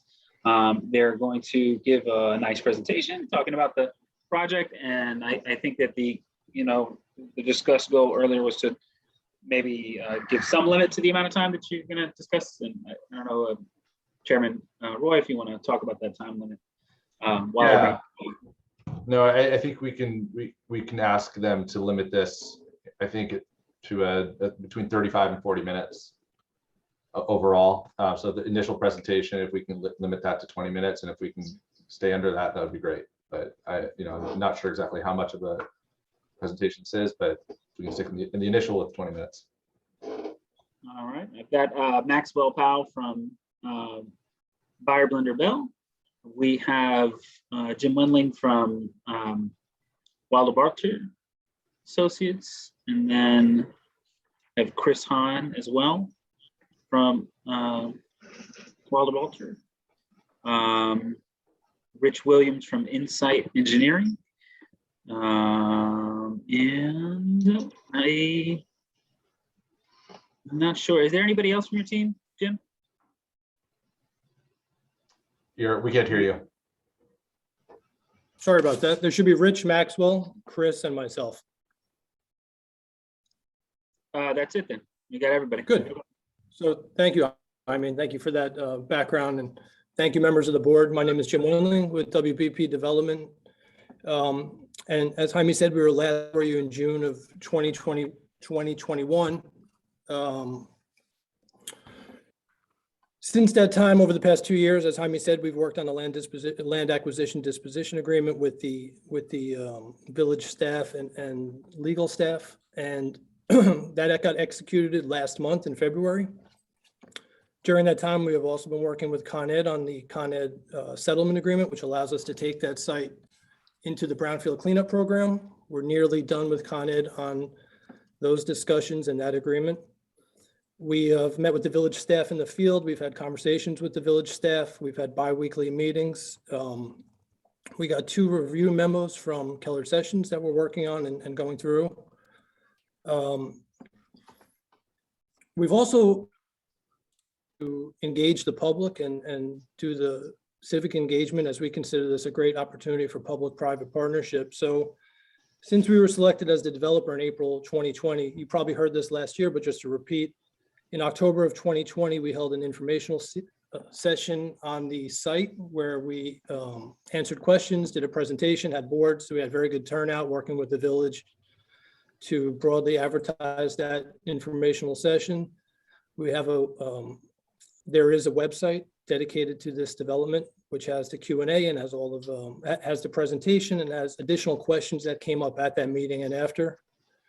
In the first quarter of 2021, we also did 6 public Zoom sessions, again, advertised by the village or publicized by the village to answer questions, to really make this a true partnership where it's a win-win for both the village and for us, redeveloping this site. We see it as a great opportunity to take an underutilized blighted site and clean it under the brownfield program, under the scope of the DEC, create much needed affordable housing. Maxwell will go through the unit mix and the presentation, but it hasn't, generally it's much of what you saw a year ago. Connection to the village center, adding open space, adding community space, all the main points that we hit on in the RFP response. We also think it's a great opportunity to transform this neighborhood and this area. So with that, Maxwell, I'll turn it over to you. You could do a run through, and then Rich Williams could give an overview on the site as well. Sounds good. Thank you, everyone. Let me just share my screen. Good evening. Everyone can see this? All right. Okay. So again, thank you, Jim, for the intro. My name is Maxwell Powell. I'm an architect, urban designer, and a partner at Buyer of Lindabell Architects in the city. We put this little bridge set together. It's the same exhibits that you should have in your package already, and it's pretty consistent with what we presented you back in June. There's a couple of things that I'll point out that we have modified in this latest round. I think for those of you who were on the call with us last time, for us as architects and planners, we like to approach design to be site specific and forward thinking. And as urbanists, we believe in building communities and using the built environment to really positively effectuate authentic placemaking. So that's really important to us. So for us, this site was really exciting. It gave us an opportunity to design a transit-oriented development on a formerly industrial site with a really unique site. With all the sloping streets right around us and sort of the contrast between the sort of developed portion of the site and the very natural part of the site to the east. Just click here. Also to be able to turn a closed off site into something much more porous and open and accessible to the public, right? So, one of the big ideas that came out of, the planning of this was the extension of the Sing Sing Kill Greenway through our site along the canal and out to Water Street, right? That's sort of a really big element of the design and something that we're really excited about. It's also, I think, for us, an opportunity to make this site an extension of the village again, by knitting this site back into the village and into the overall plan, and then allowing it to serve as a gateway into the village from the waterfront and vice versa. So these are sort of the fundamental planning components that we were really interested in, and I believe is shown in the design that came out of it. So what I'll do is I'll kind of just walk us through some of the plans again. In terms of the overall site plan, there are 2 buildings on the site. All of the, so there's a garage on the northern side of the canal, and then the mixed use building is on the southern side of the canal. And the idea here was to locate all of the development, the 2 buildings on the portion of the site that is currently occupied by the DPW site, right? So what's currently sort of, existing built up condition, that's where we're placing the buildings. And what that allowed us to do is to maintain the natural quality of the landscape towards the east and further up along the canalway up the Sing Sing Kill, right? So the idea is to leave as much of this as it is today, as natural as it can be, and also stay away from the really, really steep slope conditions that we have, particularly along Main Street, right? So those are sort of the planning principles in terms of how the buildings were situated. The other element that I also wanted to bring up is that you'll notice here that the residential building itself steps up. It's intentionally stepped up there. As the building rises, it steps away from Water Street towards the east. And the idea with that is to have the building step up along with the topographical change that is occurring along Main Street. So that's sort of the idea with the building massing. The building itself is intended to be a LEED Gold building. So we're also planning to install solar panels on the upper roof levels of the building as well. We think it's a really exciting opportunity here to do a sustainable project and a sustainable building right here in Austin as well. So in terms of open space, I think I mentioned the landscape towards the east of the building. We're largely keeping it as is and providing a new pedestrian path that would provide that connection to the Sing Sing Kill Greenway.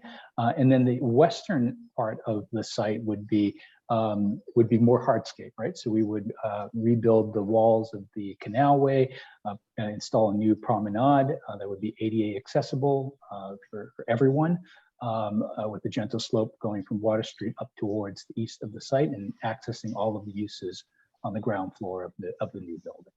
So I'll step into the cellar plan. So there's only one cellar, and that is located under the residential portion of the building, and it comprises of parking predominantly in that cellar level, as well as ancillary building storage that will be on the cellar level over here. This level is accessed through a parking ramp that goes up to the ground floor, which is right here. So this is the driveway coming into that parking, and that driveway has been elevated to above the flood elevation at that portion of the site. So you'll see here on the ground floor plan, on the residential building, we stacked all of the uses along the canal to ensure that we had active ground floor uses. So in the sort of red color here, we have a retail space on the corner of Water Street, turning the corner up the canal, and then a couple of boxes related to the residential component of the building, the amenities, which we think we could have windows that front onto the canal, as well as the lobby, right? So again, trying to activate the canal frontage. And then on the far eastern end of it, we are also proposing a community space and intentionally pushing it towards the east of the site so that we can bring more people into the site and be able to experience the natural topography and the landscape that's further to the east, east of the site. Across the canal, of course, is the garage. The garage is actually 4 parking levels, and we're parking on the top level, so it's really sort of a 3-story mass. And because of the topography of Central Avenue, we're able to access each of the parking levels at each point. So there are actually no ramps related to this garage. It's a very, very tight site as it is for the garage. And the benefit of sort of the topography and nestling the garage into the site is that we're able to provide these 4 levels without needing to introduce any ramps in the garage. So that's the ground floor plan. As we step up, so now if we go to the second floor plan, you'll start to see the typical floor plate. So this is actually the second, third, and fourth floor plan. So it's just a very simple bar building. Again, you'll notice that our building is pulled away from Main Street. It's about 56 feet away from Main Street, and the intent of that was to really stay away from the very, very steep slope of the topography and the retaining walls that are adjacent to Main Street. And so that idea there is to keep the building as far away as possible. and minimize any sort of regrading that we really need to do there as it relates to the retaining walls. As the building steps up, this is the 5th floor plan, but you'll start to see that the building starts to set away from Water Street. And you'll see more of this as we go up the building. But I did want to point out one change that we made in this last round of submission, and that was to add a pedestrian bridge access point from Main Street for the residents onto Main Street. This is a comment that we got back from the village, and we think it's a really good opportunity here to have a connection for the residents back to Main Street, sort of midway along Main Street. So that's what this little gray connection is right here. So moving up, so that's actually the 5th and 6th floor plans. When we get to the 7th floor, the building continues to step back. So you can see it steps from this point back again, probably another 65 feet or so towards the east. And as we move up to the 8th floor plan, it goes to our last step back, which is probably another 65 feet or so back towards the east. So you'll see that the building really starts, sort of at the full floor plate, and it starts to step back as the building rises up. And again, the rationale with that concept is really driven by the desire for us when we're looking at this originally to stay within sort of a height that you would notice along Main Street, right? So in this elevation, which is the elevation facing Main Street, the black dashed line represents the topography of Main Street, sort of cut along Main Street along in front of our building. And the red dashed line represents a line that's about 48 feet north above that, right? So the idea here is that the building continues to step back and maintains a height that's less than 48 feet from the height of Main Street at any point, or approximately 4 stories, right? So you don't ever really perceive the building higher than 4 stories along Main Street as you're going up and down Main Street. I will also add, as the board knows, elevations are kind of not a true visual that you get, right? Because there's perspective and there's the depth and all of that stuff. Again, the building is 56 feet away from Main Street. So in reality, when you're perceiving the building, it will even perceive even lower than this, right? You never actually see a building truly in elevation unless you're an architect. So again, this is sort of the idea here on Main Street. Now, you will notice, I'm showing you the entire building because the building does land all the way down at the grade level, right? So this is basically the wall, this portion of the wall is at grade, essentially where the level of the DPW yard is now, right? And this is where we have the parking entry, and then we're gonna have some loading access along this side for the building to service the building. And then if we flip around onto the canal side, this is the elevation along the canal. So the canal would be right here in front of the building. And I think for us, what was really important is the ground floor is as transparent as can be, right? So this on the corner here is the retail along Water Street, and turning the corner along the canal. This would be the amenity box that I showed you previously, and the lobby is just next to that. And then the community space would just be on the eastern end of the building. And then the residential building above, for us, we really wanted to be able to, capture sort of a robust building design with a lot of oversized windows, right? And capture some of the texture and the tonality in the village as well. And I'll talk a little bit more about the materials that we're proposing for the building a little bit later. Just the other elevations on the residential building. On the left is the western facade, or if you were to look at the building from Water Street head on, so you'll see the retail on the ground floor and the residential building up with the setbacks as the building steps back. And just beyond is the proposed pedestrian bridge that will connect back to Main Street, sort of midway on Main Street. And then looking back the other way again, so I guess from the east looking back, same thing, you got the bridge coming across the Main Street, and then on the ground floor is the community facility space adjacent to the canal. That's the 4 elevations on the residential building. And then just looking at the garage, so on the top is the elevation along Central Avenue. So this is what you would see. Again, the idea of the garage is that we're just nestling right up against Central Avenue. We would have multiple opportunities one opportunity at each level to access the parking deck. And you can see on the bottom elevation is the elevation facing the canal. So from there, you will see a 3-story high volume with a screened garage. This will be a precast garage, very likely, as well as a naturally ventilated garage on the upper floors. And then conversely, again, the elevations. So this is the west elevation. So if you were on Water Street looking back at the garage, this is what you would see. We placed the stair and the elevator tower right on the corner, so it has a little bit more of a public presence right on the street. And the idea here, I believe, is the public parking would be on the top deck with access to the elevators and stairs coming back down. And then this is the view from the east looking back, again, with the topography of Central Avenue. Basically, the whole garage is kind of buried into the hillside at that point. All right, so, so materials. So for us, I think, it was important to have a material palette, I think, that blends in nicely with the natural surroundings around us, as well as some of the hues and textures that we find throughout the village. So the primary materials that we're proposing is brick for the residential portion of the facade, sort of an earth tony brick with a blended color range, which sort of in this bottom left image over here for the brick veneer on the residential portion. Oversized windows. You can see there's very large windows with a wood green textured aluminum panel at some of those locations. Now it gives it the facade a little bit of movement. That's why we introduced that material. But the other thing we want to do is also kind of tie back the facade with sort of the natural colors that you're seeing on this site, right? In terms of all the trees that are around us, the tree trunks, the foliage, as well as sort of the stone that's around us on the site as well. So you'll see that the palette that we're choosing is something that we feel is pretty harmonious to the site, and we think that's an important element.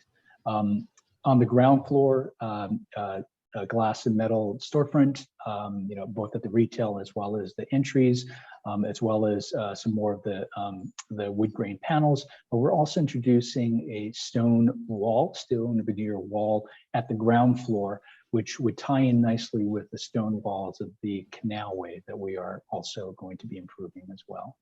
On the garage, again, it's a precast garage. It's a concrete garage. We are proposing a screen system using a series of sort of bronze-colored aluminum fins to help sort of screen the visual of the garage, but also again tie the materiality and the color palette to the residential building as well.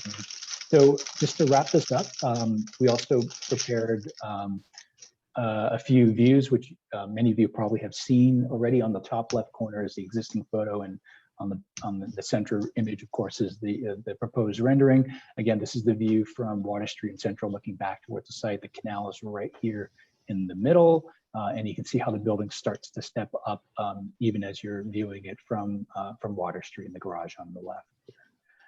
As we enter closer to the site, so this is sort of where you would enter the site, right next to the building. This is the retail on the right-hand side right here. So a lot of glass. We've actually inset the retail several feet to widen the throat to come into the canal promenade. And I mentioned previously that this walkway is less than 2%, so it's intended to be fully accessible for everyone to come up and be able to make your way all the way to the back and onto the Sing Sing Kill Greenway extension as well. As we move up further along the canal, you'll see that we're sort of midway along the building. On the right is the residential lobby entrance, and then just further beyond right here is the community space, which is on the eastern end of the building. And then you can kind of catch a glimpse of the idea of this connection towards the Central Avenue archway. So this is actually that view here, right? So we would extend the pathway through the naturally forested area, which is the image that you see on the top right, and then transition that back to the walkway that is similar to what you have on the other side of Central Avenue to make that connection underneath the archway. I have a couple more views. So this is Central Avenue looking towards the water, towards Hudson. And again, you can see the garage on the left. It's tucked into the hillside, so it'll begin to disappear more and more as we go further up behind us along Central Avenue. And then another view on Main, on the bottom of Main and Water Street. You can see the existing, and then as you look up Main Street, you can see how the building starts to step up along Main Street, and then that on the left is the portion of the garage that kind of peeks through with that stair and an elevator bulkhead on that side. And then I think finally we got one more view from the corner of Main and Secor, looking back down Main. Right. So again, this is an idea, showing you the concept of how the building steps. So you kind of have to kind of connect the dots a little bit, but you can see how the building starts to step down. So at no point do you really, perceive a building that's taller than 4 stories along. And I'm just gonna ask, we're at 20 minutes. If you can just, finalize the presentation, if there's any other critical slides as you go through this. That's actually it. So very good timing. So I'll hand it back over. Thank you. Yep. Yeah, I mean, board members' thoughts, questions. There's a lot in there. We're not. I think today is just any initial reactions. I actually was not present at the June meeting when this was first presented. So it's certainly helpful to hear you speak about this. I think. Yeah, I'm kind of curious to hear any board reactions right now. Guidance for this moving forward. Michael, we can't hear you. Yeah. Sorry, I have a couple of questions. I'm intrigued by the addition of the pedestrian bridge to connect the project to Main Street. And one of the things I'm wondering is, how is the access from the building? Is it that everybody who lives in the building can have access on that particular, I'm not sure what floor it connects to, I forgot if you said, but and I guess so people would be leaving the building to walk over to Main Street, and conversely could walk from Main Street into the property as well. What is that access like to the building? Yeah, that's a great question. It is on the 5th floor. So it would come in through a common door. That floor also has the potential for a sort of a community terrace level. So it's actually a good level for residents to come into. So you're absolutely right. That door would be for all the residents that are living in that building, because it's connected to the elevator and the core. Okay. And then, am I mistaken? I think at the beginning of your presentation, you mentioned a ramp underneath the mixed-use building. Is there actually parking, or is that just for deliveries? Is there parking in that building? Yes, there's parking in the cellar. So there is a ramp that takes folks down in their car to self-park in that cellar level. So how many units, how many parking spaces rather would there be in the cellar? There are 23, if I counted correctly. Yeah, 23 in the cellar level. And then the other garage, the garage itself, that access is for residents and the public. And would there be, I know that parking is a huge issue in this community. We've spent a lot of time on a project down the street where parking concerns have been raised quite a bit. Would the parking garage offer short-term and long-term parking options to community residents? If I could kind of jump in here. So they're going to be creating a floor that is it's not going to be public, but run by them. It's going to be owned by the village. So I'm not sure what the final decision was there on how that's going to be dealt with, or if that is even being made, but it would be the discretion of the village how that parking would be programmed, whether it would be long-term for residents or commuter or a mix thereof. So Jaime, I'm sorry, you said it would be an actual level of the parking garage that would be under the village's domain? Correct. Okay. All right. Yeah, it's proposed at 45 spaces, right, Jaime? That sounds about right. Yeah, 45 spaces on one level. And I just have one more question. I have a lot of questions, but I want to give other people a chance. So with respect to that parking garage, and you mentioned that there is access, there's no need to do a ramp because there would be access to each level. from the street itself. So how is parking, entry and exit controlled? Is it in and out on the same level? And how is the traffic flow within the garage? Can you access a different level if you go in, let's say, on the 4th level?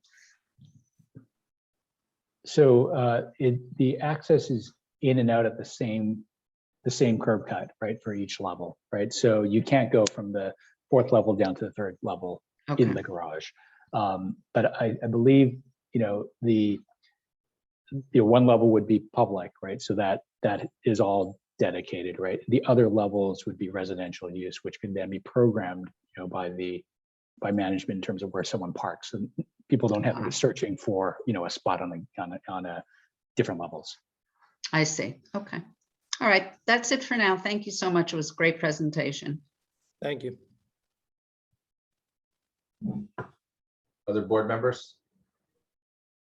Just to follow up on Michael, just one question on and then I have a couple of comments, but on the parking. So the floor in the garage that the village is going to be able to designate, who maintains that? Will it continue to be part of the whole garage in terms of maintenance? So the ladder, I do believe that the ladder is intended to get into that, and I don't know that. I don't think Amanda knows that. Jim, you might know that. Yeah, well, there will be a parking garage easement. There'll be a few different easements with respect to the site because of the public, the public plaza and the Greenway extension and the community space. So the details of that will be worked out. I just don't remember if the ladder got into detail, but certainly in the parking garage easement, we'll get into the details of the maintenance and the ongoing responsibilities. Right.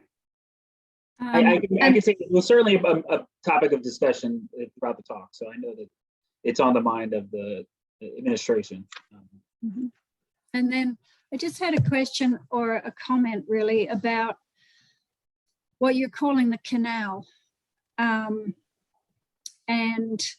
having grown up where there was a river that had been canalized, it was not ideal. And it attracted a lot of trash as a canal. I just wonder if there's some way to soften that a little more. And I know you've got limited space because, you've got walking spaces on either side of it, but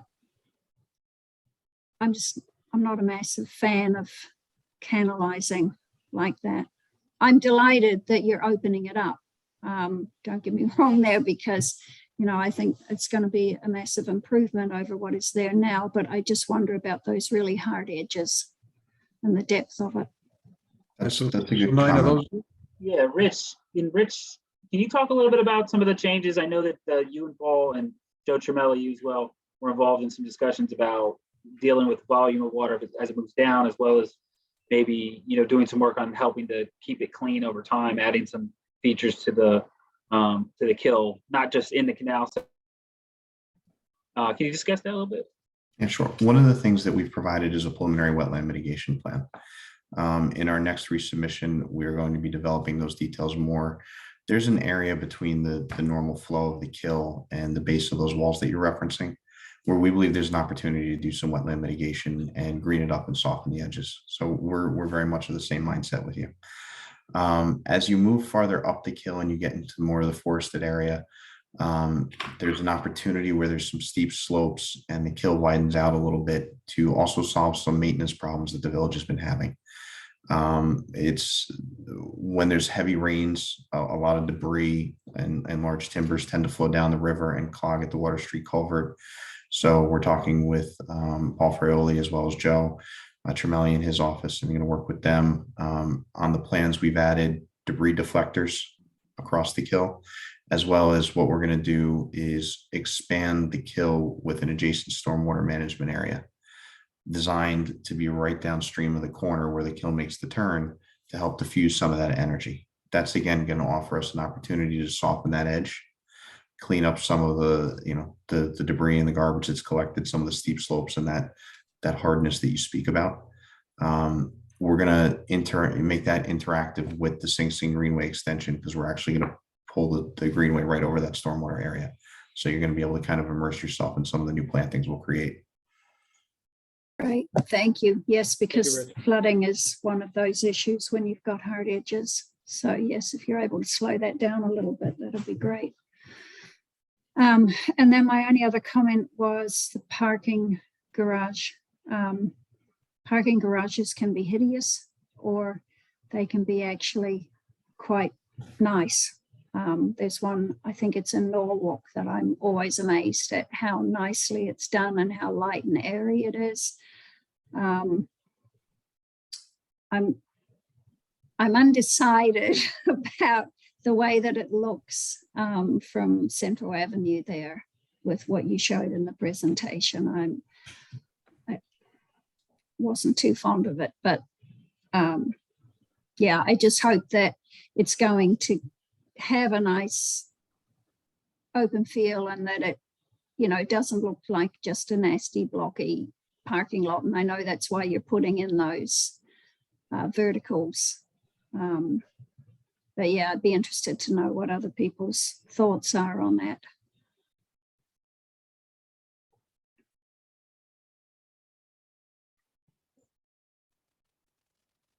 I have some questions for Maxwell. Thank you for that presentation. I appreciate how the project it's attempting to integrate itself in the site. Just 3 questions from me. I guess I was trying to understand there's 3 different levels in the parking, but I only saw two accesses, right? One off of Central Avenue and the other one off of Water Street. And I also understand the levels don't communicate. I think I missed how do you access that 3rd level? Yeah, there's actually 3 connections on Central and there's one on Water Street. So there's one on the far east end. So I think my plan, I think skips that level, or I don't know, it didn't show up on that level, but there are 4 connections on the illustrated in the site plan. Okay. Okay. The other comment or question, I guess, is about the ground floor. The height of it, it read 14 feet on the elevation. And when I looked at the renderings, it looked like it looked nice in the renderings. You know, it had a nice height to it. But I wonder if you think that there's an opportunity there to maybe even increase that by a couple of feet, or increase it somehow to make that ground floor. It seems like it's such an important aspect of the project, especially since the community room is back towards the side. As people are walking there, they want to be able to find that easily. I actually thought that there might be an opportunity to make that really as impressive as it shows in the renderings. Just want to make sure that I'm curious about that. The ground floor is an important aspect with the kill, you know, being there and all that. Yeah, it's a really good point. And I think, you know, for us, we're trying to balance it, right, relative to the overall height of the building and trying to stay within, you know, generally that 48-foot, you know, from Main Street height as the building moves towards the east. The ground floor actually changes because of the flood elevations as we progress from the west to the east. The ground floor elevation at the retail is about 4 feet lower than the community facility space, right? So the community facility has about 12 feet floor to floor. The retail space has 16, and then the lobby is somewhere in the middle, like 14 feet, I think is what we had. So it does step a little bit. So I think in the rendering, particularly the one at the retail as you first come in, it does look very high because it is higher. It's about 16 feet at that corner, and then it sort of starts to step down because the topography rises as we go east on the canalway. Yeah, this is probably a good opportunity to, if you could real quickly, Maxwell, can you pull up that drawing that shows the 48 feet? This section of the village has height requirements that are a little different than you find, I think, anywhere else. So the way that the height requirement works in this district, in the PWB district, it essentially is defined as no taller than 48 feet from the sidewalk along Central, Main, or Water Street. And so the requirement here for them was that they couldn't be any higher than that. So when you saw that, you see that first black line and the red line, I think their initial application had passed the red line in a certain couple spots, and they had to modify the application in order to meet that code and avoid getting or needing to get a height variance for the district. And so I think I wasn't here when the code height limitations were made, but I think that the concept there was that they wanted the trustees, when they made that decision, was they wanted to limit the impact visually on the view shed for any buildings upstream from there. And so it was set that way, and that's why you see that sort of 48 feet from the sidewalk there. Understand. Yeah, thank you for that explanation. It's well, I don't think anybody here is too familiar with that very weird height requirement in this district. It doesn't exist anywhere else in the village. And okay, thank you. The last comment I have is I'm not sure if this came up in the past presentation, but if you could just briefly discuss the way you came up with this massing. It's very intriguing. I'm sure there's a lot of things that make a lot of sense of why the parking, the lower massing of the parking is where it is versus the higher massing of the apartments. Could you just talk briefly about that? Yeah, I mean, I think, the massing of the building, I think we had always thought of the building stepping back. We had different sort of shapes on the building before, like there were some angles to the building. We've simplified it a little bit, with more engineering data, basically, of the site, with the very steep slope. But I think, as you can see, here, there's a lot of sort of encroachment of the adjacent topography, right? And both in terms of sort of the natural landscape, but also sort of man-made, conditions with retaining walls and so forth. So we were kind of left with, sort of a very small area here to look at how we might be able to fit, these buildings in place. So in terms of the garage, it was really sort of a dimensional factor to try to be able to fit in an efficient garage that met the village's standards for space sizes and aisles and all of those things, but also sort of being able to work with the topography by tucking in essentially this portion of the mass almost level with the topography at the street there, right? So basically, you almost don't see it when you're right here, but then of course, because the garage is flat, on all 4 levels, you do see a sort of a 3-story volume on this corner, right? So it's sort of a nice way, I think, to sort of nestle the garage into the hillside.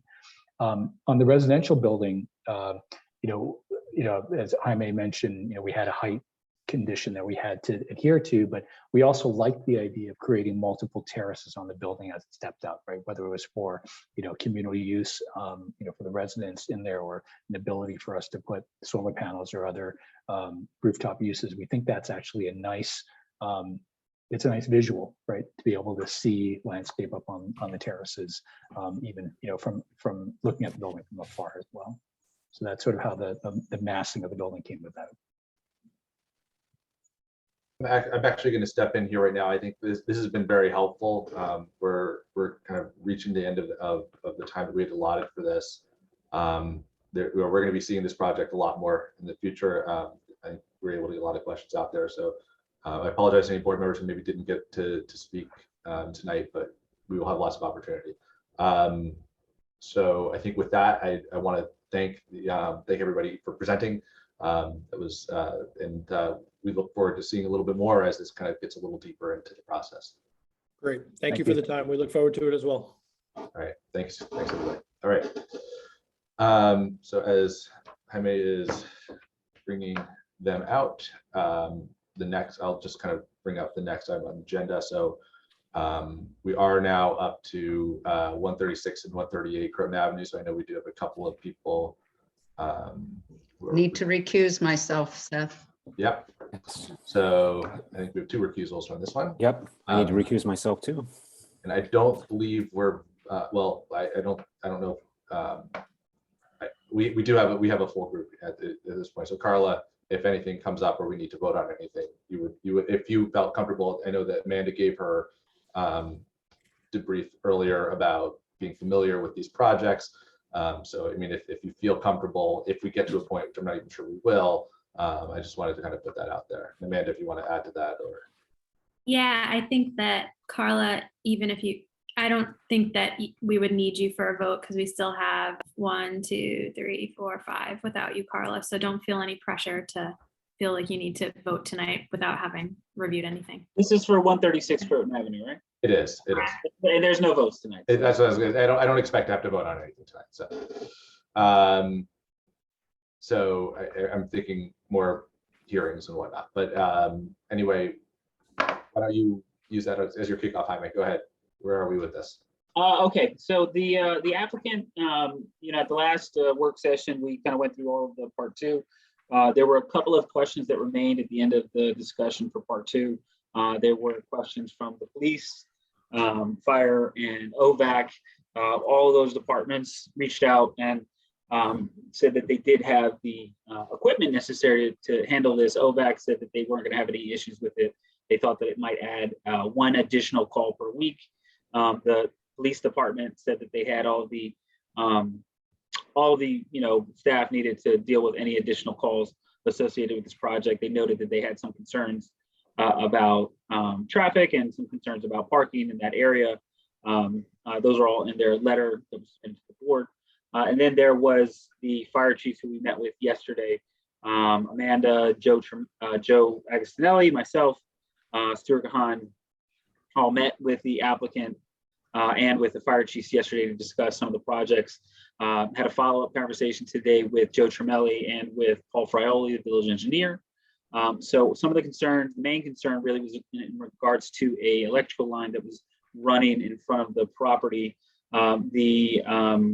I think the applicant's first stated goal was to try to see if they could move that pole across the street in order to avoid that. The fire chief said they were comfortable with that. After that meeting, we, in the discussion with Paul Frioli and with Joe Tremelli, they felt that it made really more sense to bury those lines in front of the property on Croton Avenue, if that's possible.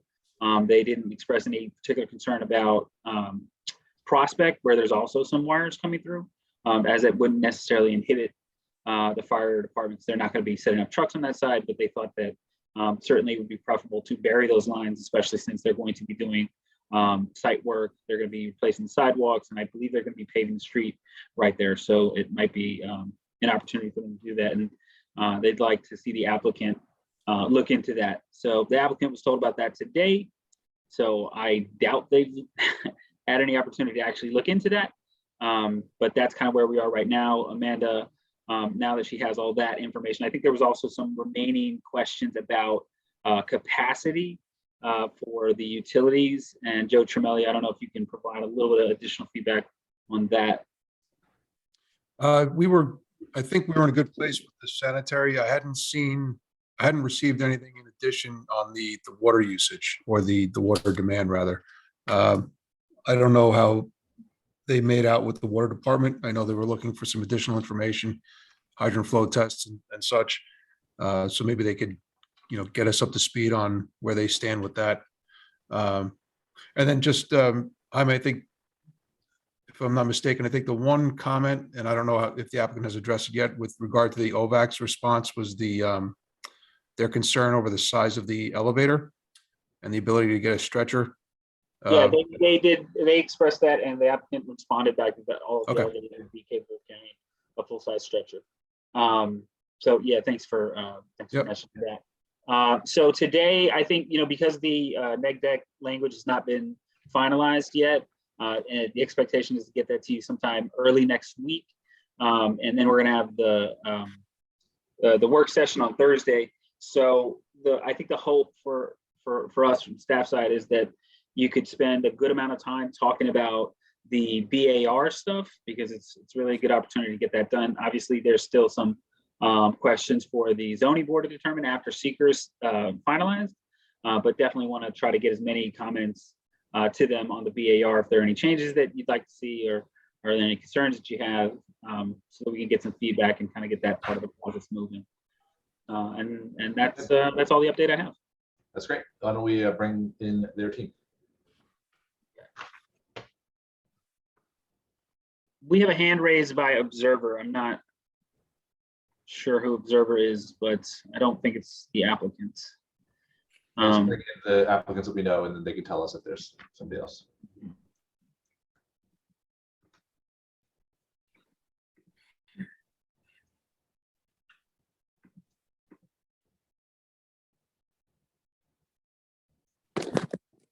Okay, we have Joe Apicella, Franz Lucky, Jacqueline Tyler.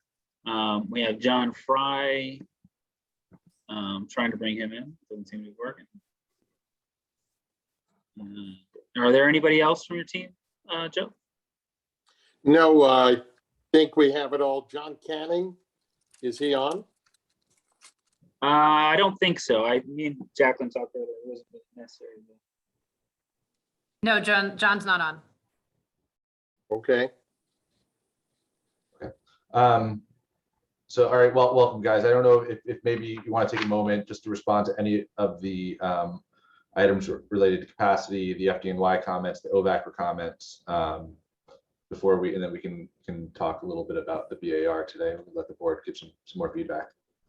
Yes, let's, first of all, good evening, everyone. I know it's late as we usually go on late where you're late. What I'd like to do is defer at this point to Franz Lochte on the some of those capacity issues. Franz, and then come back. I want to come back to the firefighting scenario that was discussed. So Franz, why don't you address those open issues? Okay, so we have enough capacity for the water. A letter was prepared and submitted. I will check back and make sure that it got all to the right people. On the capacity, we had reached out to the water department and they put it on us to write a letter and ensure that there was capacity for both fire and domestic. And we have confirmed that and submitted a letter, which I will forward again as well. Okay, who did you send that to? Because time is of the essence and we want to make sure these things aren't floating around. Yeah, We did submit it. I'm just double checking right now to see if it made it to the agenda. Yeah. Who did you send it to? There's a lot of people. To the village, Jaime and Jamie. Yeah, I remember seeing a letter regarding, and I do believe it made the agenda. I'm just trying to. Yeah, it's right here. It's posted on the agenda. Water capacity letter 3/7/22. It's the last item on the agenda. Yeah. So Joe. Joe Tremelli, if you could, because I'm not sure if you got this. I don't know if this is what we need. I don't even know if we need to really like go over this at this moment. We can certainly follow up tomorrow and have a discussion internally. But this is kind of an administrative question. It was not a big question. It was more of a check the boxes thing, I think, for us internally. Well, I didn't see it, and not right now is not the time for me to review it and make sure it's okay. So we'll take a look at it. Okay, Joe, that's no problem. I just don't want something else lingering out as for not moving forward. That's all. No, I get it. It's just a lot of pieces flying around, so it's easy to lose track. Okay. So as far as, it sounds like from Jaime's overview, so I don't want to go too deep into any of those items that were touched on. If there's anything new on the FDNY and the electrical wiring, it sounds like that was very fresh as of today. If you have any kind of new information for us, that would be helpful to share.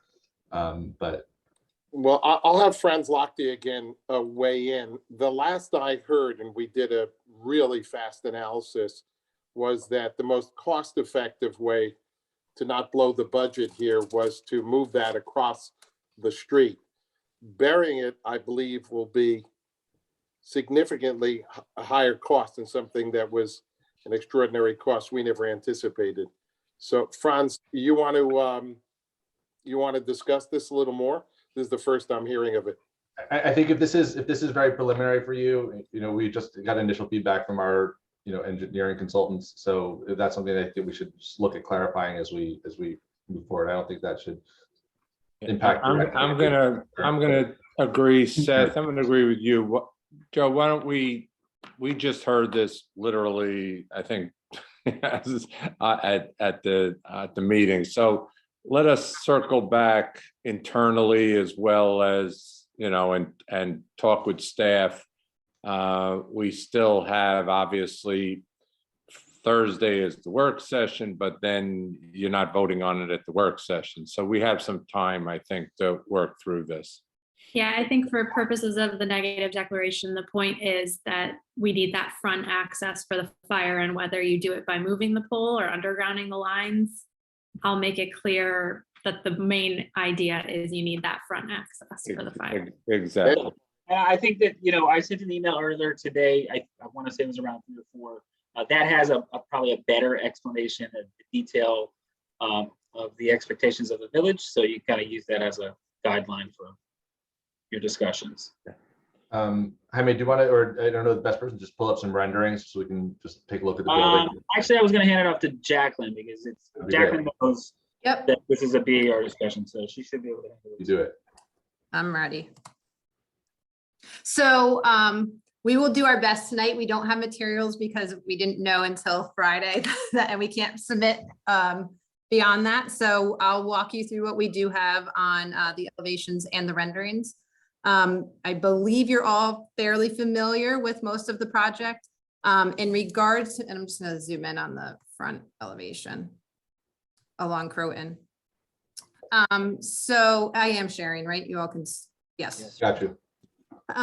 So in regards to the materials, we are looking at a local brick along the base of the building mixed in with hardy panel and hardy siding. So you can see wherever you see the cream areas, that is a hardy siding. The gray are hardy panels, and we have a mix again of brick along the base and along the upper portion. We are looking at underneath the windows, we will have a mix of a panel system, and then in some of these openings will be the PTAC units as well. I'm gonna flip over to the renderings because I think those give a better sense. So tonight, I mean, initially we're looking for feedback from you all. I know we haven't spoken about the architecture of the building at all. So we just wanted to kind of get some initial feedback from you. We have worked along the lines for the new zoning initiatives, making sure that we're providing, you know, areas for signage along the storefront area, both on the east and the west area. We have worked hard, you know, I know on the last application, we were talking about parking garages, but, you know, most of our parking garage is buried in the rear, so we don't have that to address on our end. We are looking at black metal windows, and we do have black railings located up on the roof, given the fact that we do have a roof access up above. Come down to the next one as well. And so this is, this is the entry to the community area. So the sign, there is some area along here for signage, but we've kept that more minimal given the fact that it's really this upper side on the east, that will be the retail space itself. We've also addressed signage for the main entrance. I'm hoping, can you guys see my mouse where I'm circling? Yes. Wasn't sure if that was on my end or not. So we do have signage along here for the main entrance for the residential units, which are located near the main circulation area. Is there anything specific? Again, I don't have the actual materials because I can't submit them after the fact, but is there anything specific you all would like me to speak on further? Are there any questions from the board? As far as the masonry is concerned, this is a thin brick. It's not like a masonry cavity wall or anything. It's just correct. Correct. I mean, it is less related to the brickwork, but just looking at these renderings up close, it seems really contrasty. I mean, we're trying to break up the volume, but the black with that light color, this may be something that gets resolved in material samples. Mm-hmm. The yellow and black and red, I think chromatically it'd be helpful to understand this a little better. It's a big building. It's really spread out and there's a lot of everything. So I'm not sure how I feel about that right now.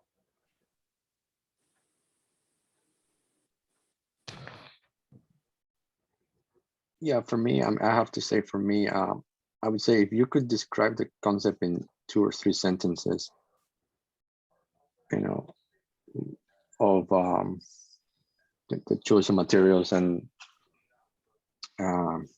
just composition overall. That's kind of like what I'm trying, you know, that's always what I like to grab onto, you know, what is the overarching idea? Is it just, seems like the base has a material, the thin brick, you know, are you trying to accentuate the corner with versus, and I personally like the glass tower with the entrance. I think that's an interesting break there, and it signals the entrance clearly. But I'm just having a little trouble wrapping my head around the choices.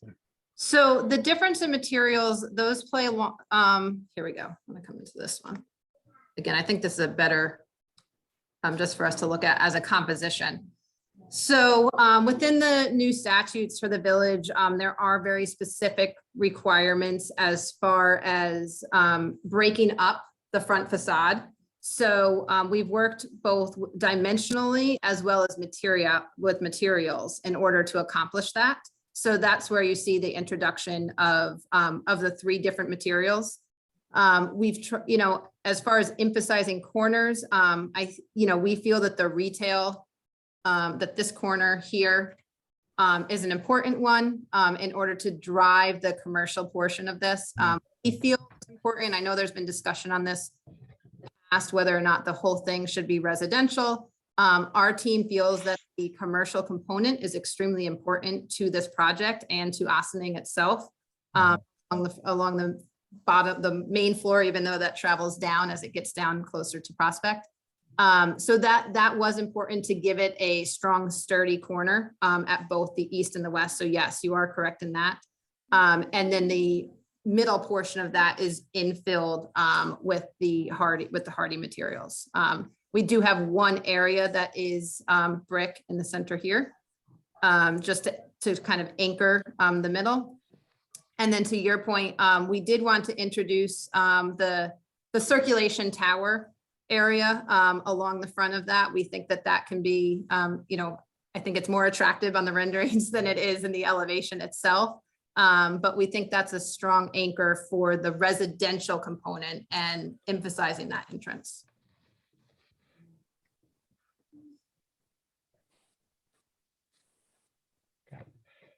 Jacqueline, Bobby Bowker speaking. So the black design element, that's also the facade of that is also hardy board too, just like the yellow. Yes. So these are, so there's Hardy has a panel product. Okay. Opposed to the horizontal siding. So yes, this would be the paneled product. Just looking at the massing as a whole, it looks very busy. There's so many different design elements going on. I love the brick. It looks really good. I like the yellow hardy. Is it possible to stick with those 2 design elements and bring that throughout the whole project? And yeah, we'll definitely look at that. it just looks very, very busy just looking at it all in one. There's a lot going on. Okay. And I guess I would add, if I'm a resident and there is a retail component in here, you know, I can, if I'm a resident of this particular building, I know where the entrance is very easily. But if I'm like, say I live in the community, I want to maybe visit the retail component. I mean, I guess there will be signage, but just maybe a way to accentuate that or differentiate that, maybe somehow. I would say just one comment.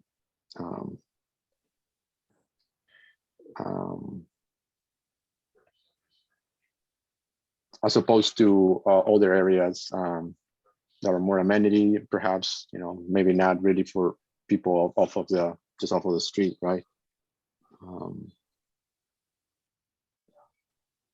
Correct. The middle portion here is amenity space for the residents themselves. That's correct. I do hear that, like you know, that both Bobby and Ulysses are really saying the same thing on opposite ends, right? I mean, it's like it's all over the place. and it's hard for us to see kind of how this is organized. You know, I like the idea of the brick on the corners, right? I like building that up and maybe emphasizing that there a little bit more, maybe even more vertically. I'm not sure. And you know, and I agree with Ulysses. The glass tower in the middle is really nice. You know, I think that could be a really nice feature. Yeah, it looks great. You know, and maybe that entire entrance with the residential entrance is a little bit more glass, or you know, kind of that carries that tower over there. So right now that looks like that's next to that lobby awning, right? They look like totally separate structures. But I mean, just to begin to pare it down, and I don't know that, like, I'm not sure if I agree that we only need to have two separate materials there, like the brick and the yellow. I think that like having a third material in there can be helpful. But I'm not sure right now I can see it falling into place yet. And I'm not sure if the gray hardy board with the yellow hardy board is the right approach. Right, well, yeah. or to Bobby's point, maybe it is, if it is hardy siding, that it's potentially a different color, right? You can introduce two different hardy siding colors, that's hard to say. So there's that potential as well. Yeah, sticking with the same like vertical side or the horizontal and not going with the panel. Maybe that just different color on it there. So the texture, it'll look the same, just be different color. Because maybe that's throwing it off too. The textural appeal, the texture look to it is totally throwing it off. To change the texture. Yep. Yeah, I mean, I think it's important, or we think it's important too, is to provide. I think it's important to have three distinct different materials. Okay. The fact that we want to make sure that this doesn't seem like one monotonous building all the way around. I think it's, you know, we've talked about the size of the building in the past. Okay. I think we've done a good job of breaking up the massing along Curve Avenue. So we'll continue to look at other potential materials, but I do think it's important to keep three different. Jacqueline, have you seen the project being built in Pleasantville on Memorial Plaza? The big one behind the Starbucks, yes. Like the 82 units. Yep. It looks like his main elements there look like it's brick, metal, and glass, right? As far as the facade on that one. Something to think about, because it looks like it's coming together pretty nice over there. If I can ask a quick question to Jacqueline, if you can like clarify something. I've seen hardy panels used in some places. I would say one of the things that's most jarring about the hardy panel use that I've seen is that you can see the screws that are holding the panel in place if it's not done in a way that attempts to cover up those screws. It's all about the craftsmanship, yes. Yeah, so, you know, and the detailing. Yep. So we don't, I mean, you haven't provided anything that sort of shows how you're gonna handle that detailing there. Yep. You know, if you decide to stick with those hardy panels, can you please provide some close-ups of how that actually looks when applied? Because I see it look terrible. I'll be honest. At least the screws, being able to see the screws, the screw heads. You know, I want to recognize David has got his hand up, so I don't know if he's trying to have something to say. You're on mute, David. You're on mute. Yeah, David, we can hear you. You're still muted. David, you're still muted. Yeah. David, I'm not sure if you hear us, because yeah, you're still on mute.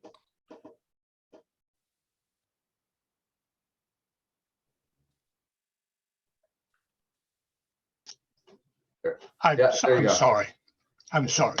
All good, we got you now. One of the things that I understand for projects for senior citizens, many of them have memory issues. They struggle with memories. One of the complaints that everything looks the same is a problem for projects that give for senior citizens. So I find this project very, very nice. The variety for long building, and it helps a lot for the people with the problem struggling with memory. That's what I want to comment. Thanks, David. I would agree about this, keeping it with the three components, whatever they end up being. I do wonder whether it could be more I think Ulysses touched on this. But like if you've got your brick corner there with your retail, whether you make a brick all the way up, like I think part of what makes it so, I don't know what the right word is, but not only is it different material horizontally, but it's different materials vertically as well. And I wonder whether maybe there's too much change vertically. Scared me still. Yeah, and also, I mean, and I don't know if because even in the elevation, I guess everything, it looks like there's like an offset. So you're taking your whatever material you have in street, it's kind of shifting over like one bay. So I'm not sure if that works. I know it's kind of harder to read in elevation versus in real life and perspective. But I mean, I think it would be helpful to see that played with. I think that's kind of to Nina's point, just kind of reading these as different structures. Right now, it almost just looks like a Rubik's Cube that's been mixed up and everything's all over the place. Well, I think it's the massing is very broken up. It's very interesting, very dynamic already as it is. Just the massing wise, I think the materials are adding an extra layer of extra dynamism to the composition, which maybe it doesn't need. It's just good enough with the kind of tone down.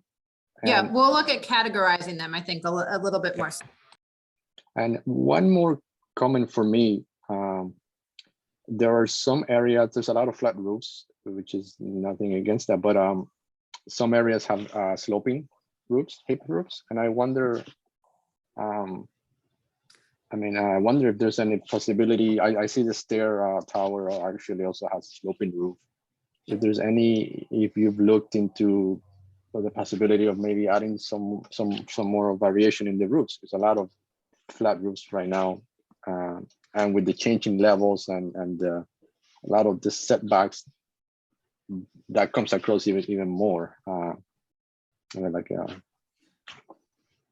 Like very cubic, Yeah, we design. can definitely look at the roofs. We did reserve most of we wanted to introduce the sloped roof as a residential element. I think that's important in this neighborhood. So we definitely, if you're requesting us to look at potential for including that in other areas, we'll take a look at that for sure. Seth, can I just make one point here while we're in this conversation? We've on other BAR applications, we've emphasized the fact that you have, certain guidelines in the code that you follow, which are, the baseline in most BAR applications. But maybe for your next meeting where you talk in more depth about the architectural details of this project, the board should make sure to look at the specific architectural guidelines that are in the form-based code, because they are very detailed.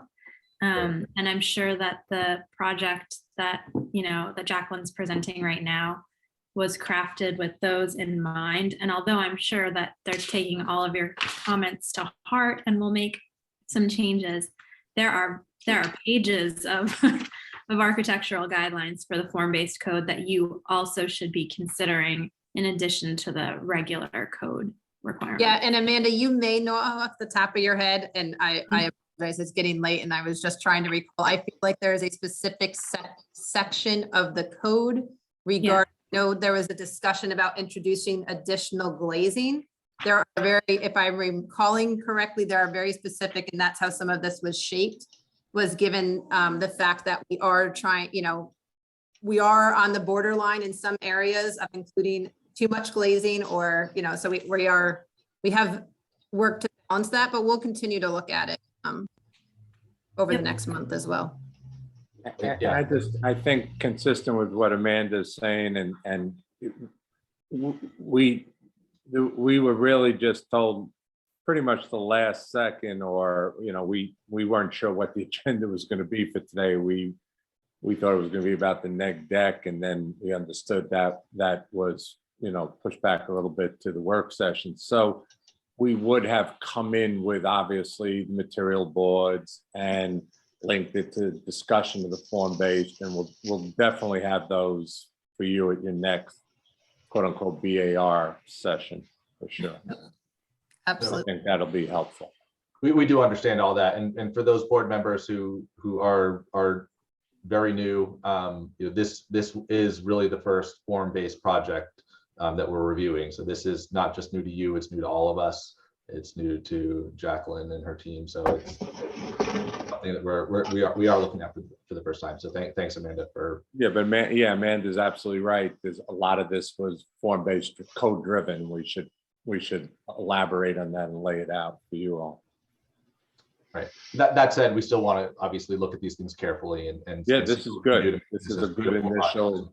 This is good initial feedback. So. Yeah. All right. I think with that, that's probably a good natural break point. So unless anybody is dying to say anything on the board, I think we can move on to the next item. So just want to thank the team, and we'll see you guys very shortly. Thank you very much, everybody. Have a great night. Thank you. Good night. Right. Bye now. Okay. So we are moving on to item D on our agenda, which is 31 Croton Avenue. Going down the hill a little bit. And to the Planning Board 20-2021 and BAR 22-2021. And Jaime, you're up to give us what's going on. All right. Yes. So this applicant they've been in front of you for a while now. The initial application they submitted as a form-based code application.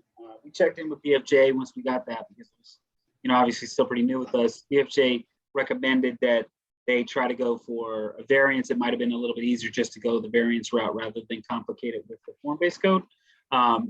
So they submitted an application under that process, but in trying to develop a use variance application, the applicant really felt like it was just sort of, it was not in line with the goals of the code and the goals of the objectives of the use variance process to follow it under the use variance, and really felt like it made more sense to go through that process through the form-based code. So we went back to BFJ, had them take a look at it. BFJ came back with a bunch of comments, and it sort of started kicking forward the process for. So there's a couple of pieces I'm going to tell you about, just where we are in the process and what they need to do, and then try to see if we can kind of guide the discussion for tonight. The project, because it's now coming under the form-based code and it's a little bit different, we referred it back out to the county to give them an opportunity to take a look at it. So we're expecting those comments sometime soon. We're waiting for the applicant to send a letter to the Board of Trustees, because now, rather than going for a variance for the height on the 5th story, they're going to have to go for a special permit to the Board of Trustees.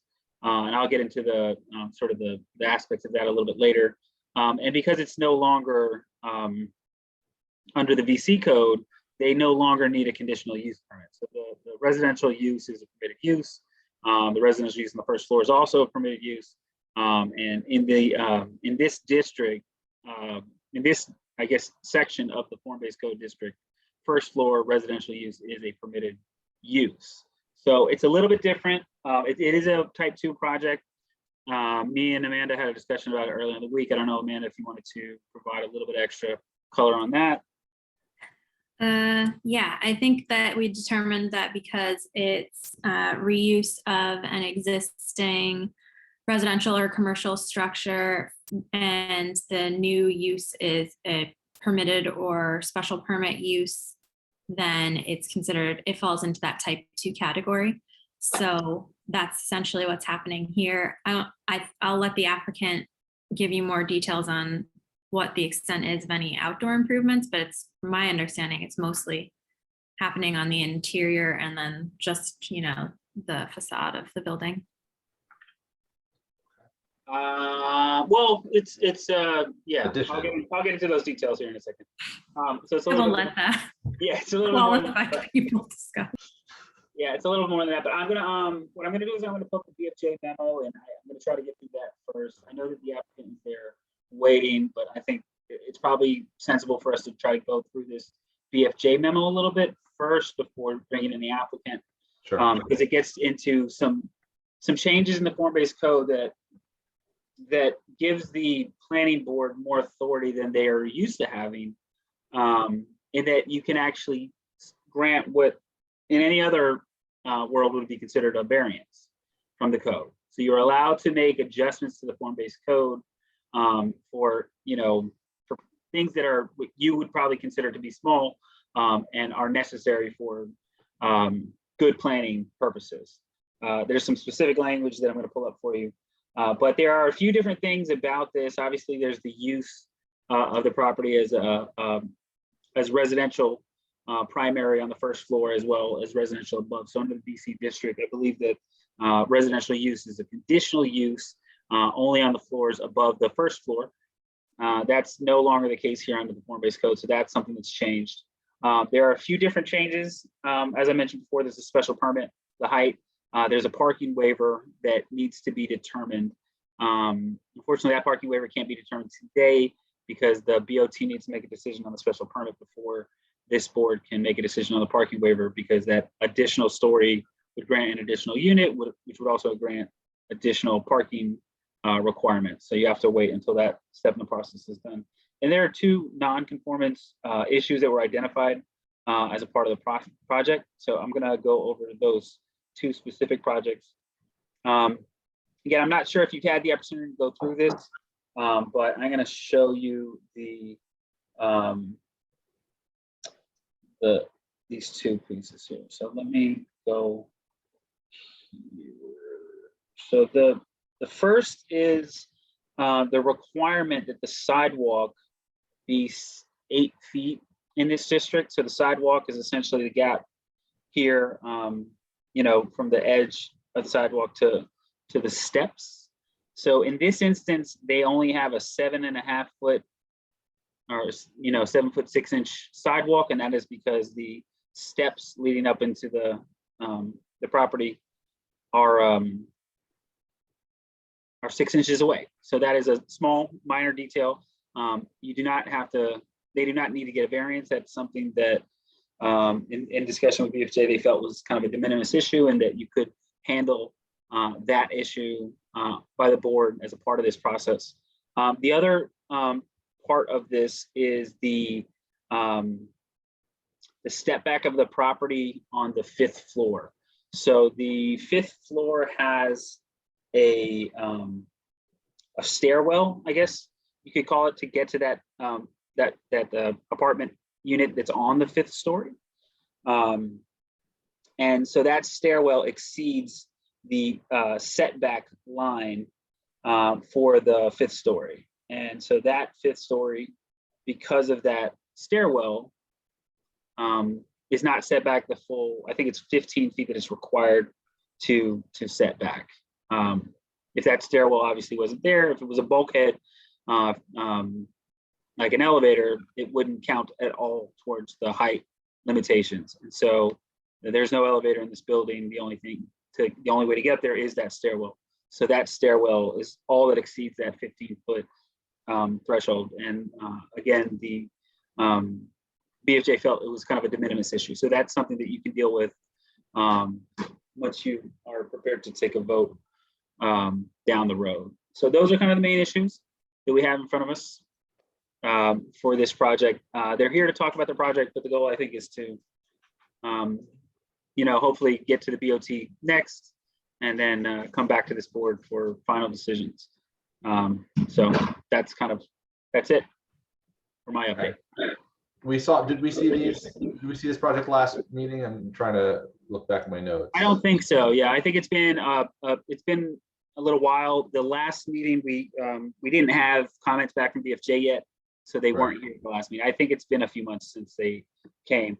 Again, that's largely because we were trying to figure out how to deal with the review of the application. So just as a side note, we're also working with BFJ to help us get like a cheat sheet to be able to better evaluate these form-based code projects, so that when they come in, they'll have a special application form that they have to fill out. We'll have a cheat sheet on how to quickly evaluate them. And eventually we'll also have a pamphlet to hand out to applicants who are looking to create their form-based code application. So this, unfortunately, has suffered from the fact that we passed a code that we don't really know how to administer just yet, but we're working on it. Old college try. So, all right, so we should bring them in. Yeah.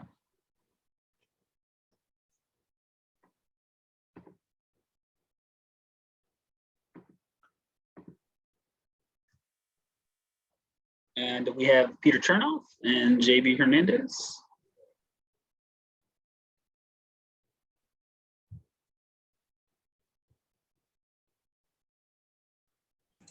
Now, the applicant did submit a lot of information in regards to the visual components of the project. So I think they're probably going to be prepared to talk about that. I recall that was the last major thing we talked about. Okay, so if you guys, JB, if you want to, first of all, it's good to see you back. Good to see you. Thank you. In a healthier place, I think the last time we spoke. So anyway, if you can, yeah, just kind of give us the overview of the changes that have been made since the last time we met, or the representation. And then I think it'd also be helpful just to talk a little bit about those two areas that and look a little more in detail, whether in up close drawings of the sidewalk issue and the stairwell on the back. Okay. I just wanted to first of all, we did submit a narrative and PFJ. Seems like we do have the components for the base code, and we are going in front of the Board of Trustees for the additional bonus. As we understand that we are we need to be 15 feet away from the curb at Crown Avenue. We only are 13.83, and that's because there is already, of course, an existing building, and we're trying to and that's one of the items that the board has purview to modify that. The sidewalk is 7.5, but because there is a hardscape in front of the building, it can easily be measured to 8 feet. We are. I'm gonna stop you. Hold on a second. So, my understanding is it was just the 6 inches on the stairs. Jaime, am I misreading something? I think that the That's correct. So when BFJ took a look at this, they did, obviously the building is existing, so they didn't take into consideration any of the issues in regards to the setback of the property. They looked at just sort of the location of those steps as that was the issue that they highlighted. They didn't really see much of an issue of conformance in relation to the 15-foot setback because the property is existing.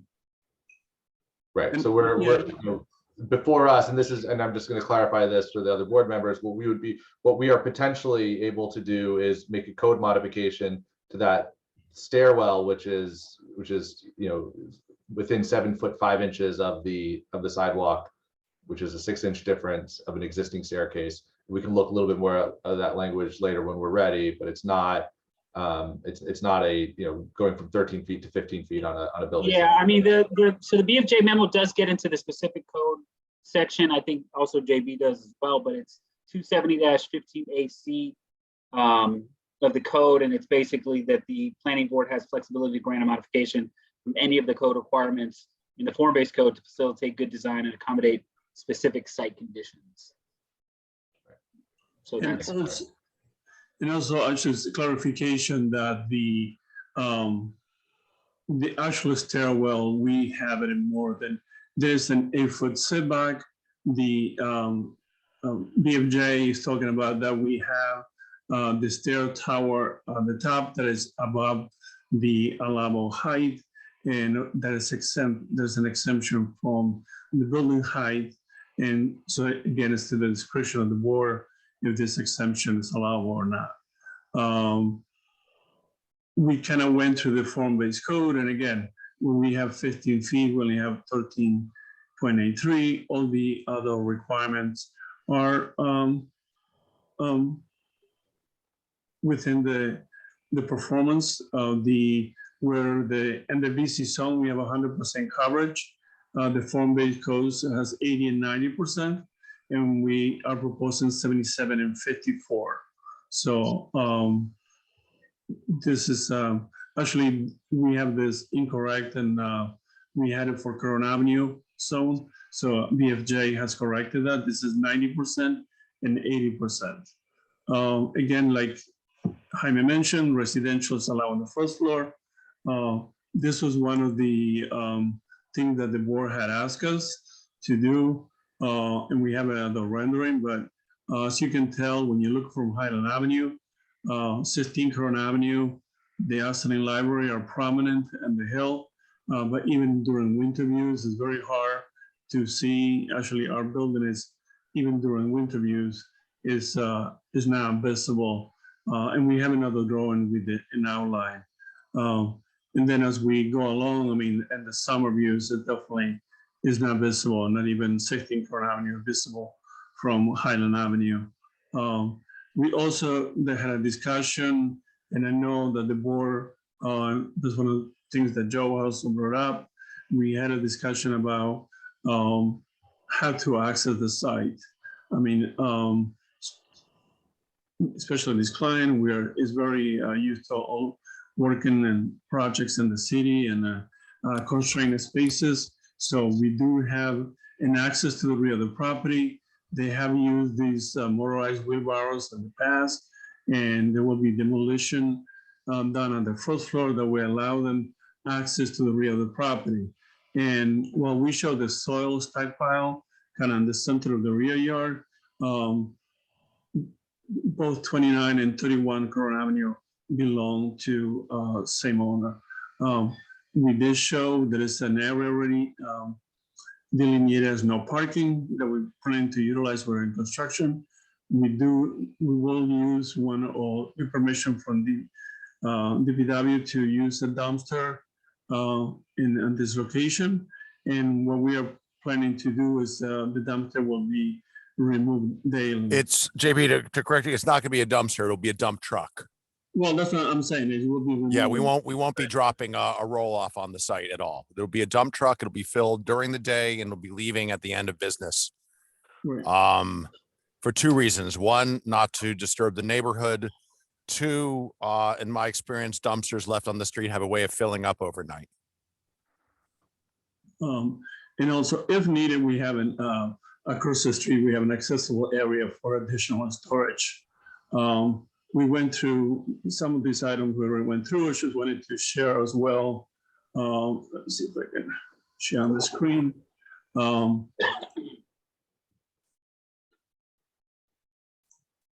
with me.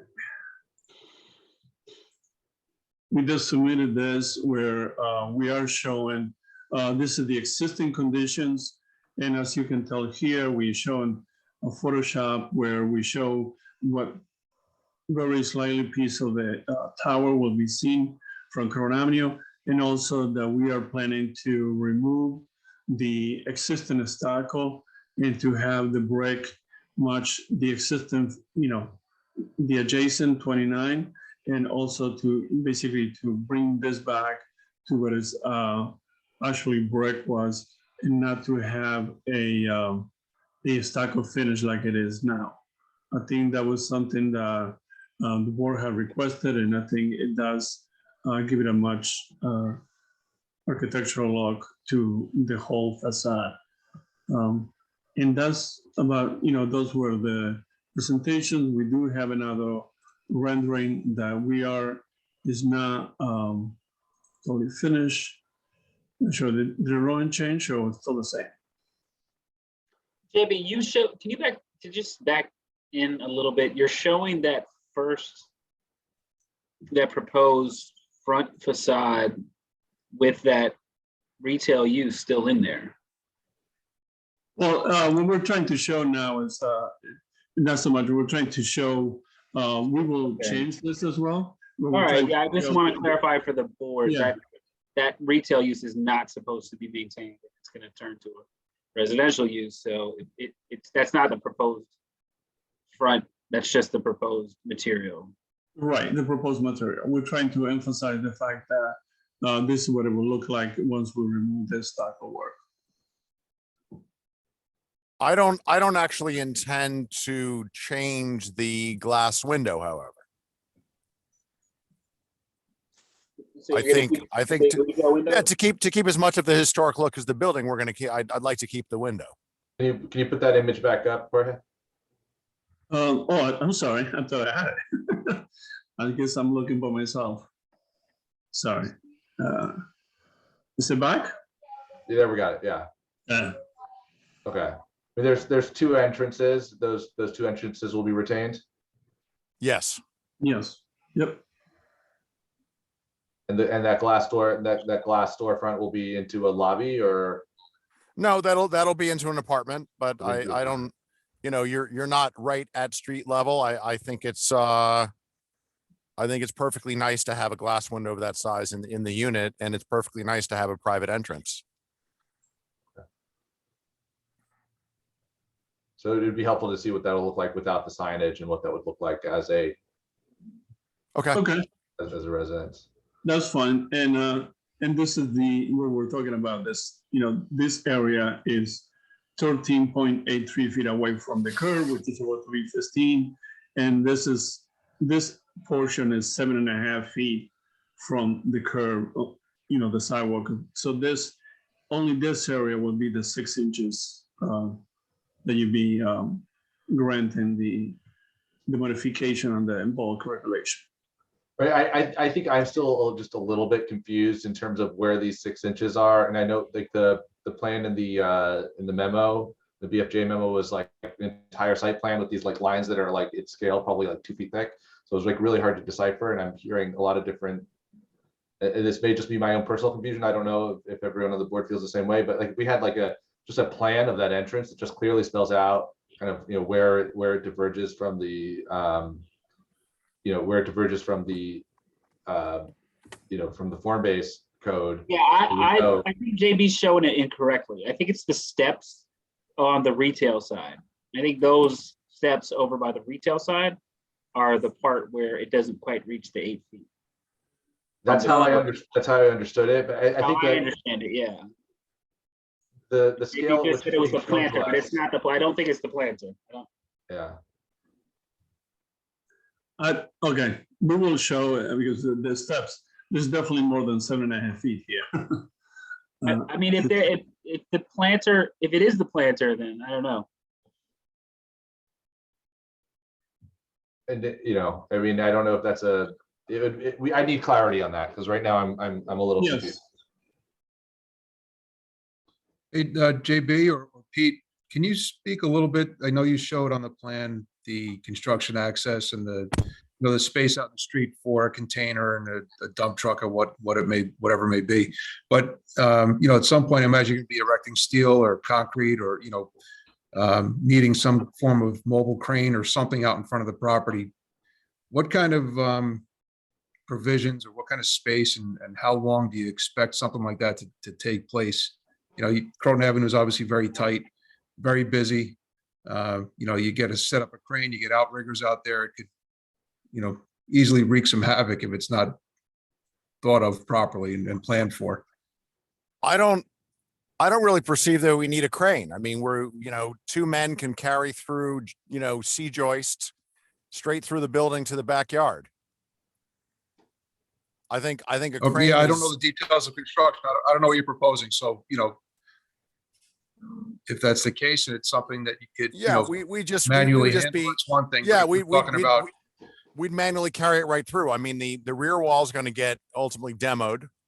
So at the ground floor, you know, we open up a space. I mean, really just take out the windows in the back and we just walk it straight through, I think.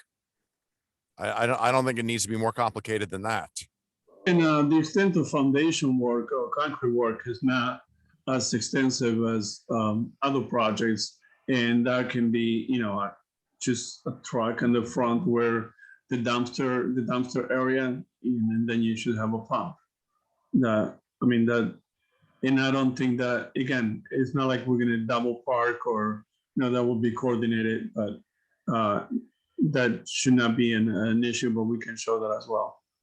Yeah, I mean, and that pour is a matter of, you know, a couple of hours, really. Right, for each. I mean, but it's going to take some time to set up, do the work, break down. You know, so it's a day by the time you're done, right? But just something to think about. That's all. Just want to make sure we plan for it and that, you know, nobody's surprised when it starts to happen. Yeah, I mean, we're okay with that space in the front. I mean, we, you know, in the city, we have to work like this all the time, and we basically just, you know, try to block the space off for ourselves in the morning and, you know, get in and get out. Yeah, no, I get it. It's just, you know, you got an active sidewalk that isn't going to be passable while you're doing that work, right? So they'll have to get pushed around to the other side of the road, you know, around the site. You know, and it's really outriggers and creeping into that lane. You just don't want to, obviously you don't have the room to do that. So just whatever you can do or demonstrate on the plan that you don't need to, I think will go a long way. Sure. Okay. There is no real safe way to move pedestrians across the street at that location. That's a little bit difficult. Yes.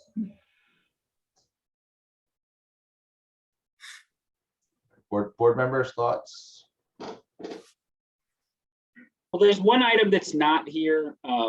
And before you start asking questions, I wanted to know if the applicant can talk about the easement for the neighboring property, because in the rear, towards the south, you have windows that are going to be opened to the neighboring property. And so in the last meeting, Peter, you mentioned that you would be filing an easement. I mean, you'd be giving it to yourself essentially at this point, but you mentioned you'd be filing an easement. Have we got any work on that yet? No, I mean, if you absolutely needed this juncture, I guess I can do it. It seems kind of pointless before I know that I have a project. I mean, once it's all done, I'm negotiating against myself. So, whatever the village requires me to have in that easement, I'm happy to put in the easement. Like it will be a no build easement. There will be no way to unwind it. So, however strict Stewart or whoever wants to make that determination wants it to be, I'm going to be happy with, because those windows cannot go away. So it's sort of, you know what I mean? It doesn't. There's not a level beyond which I'm like, oh, that's too restrictive. Well, the planning board has to make that decision. You have to file it as a part. It's going to be a condition of the building permit that it gets filed as a part of the building permit. So yeah, sure. I mean, if we can do that, that would be great, because I mean, I'm sure you understand it. It's just more money, more legal work for a project that whose existence I'm still not clear on. You just need to get JB to prepare the documents and file them, so that the planning board can look at them and have them as part of the site plan approval. Okay.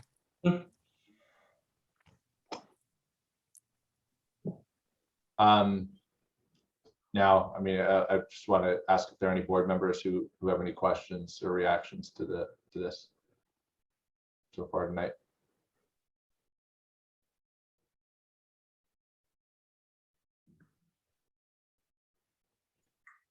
All right. Yeah, I mean, you know, I think we need just a couple clarifications. I know it's difficult with the form-based code. Sorry, were you about to say something, Bobby? No, Seth, I'm good. I don't have any questions or concerns at this point. Okay, so I don't know if Amanda, do we open up a public hearing on this project already? I don't think so, but I just want to make sure the board is comfortable with what we've talked about, it being designated for secret purposes, because if not, then we need to go in a different direction. And Joe Chermelli, if you had any thoughts on the secret designation, please, you know, weigh in. Yeah, no, I think I'll take a look, but I think you explained it fine before. I agree with where you're at with it. Let me I can quickly find the email where I sent the exact subsection of but I think it's the type 2 based on, you know, reuse of an existing building for a permitted or special permit. So, right. Use. So I think that's where we are. And yeah, I don't believe, Jaime, we opened a public hearing for this already. I don't think we ever got to that point. But if we did, it was a different application anyway. It was a use variance. It was a conditional use permit. So I would say you can, if you feel like you're ready, you can open a public hearing. Yeah, I feel like, you know, we've had this on the agenda. I think I finally feel like we're at a point where at least we know how this is being handled. We know what the questions are, I think, to a significant degree.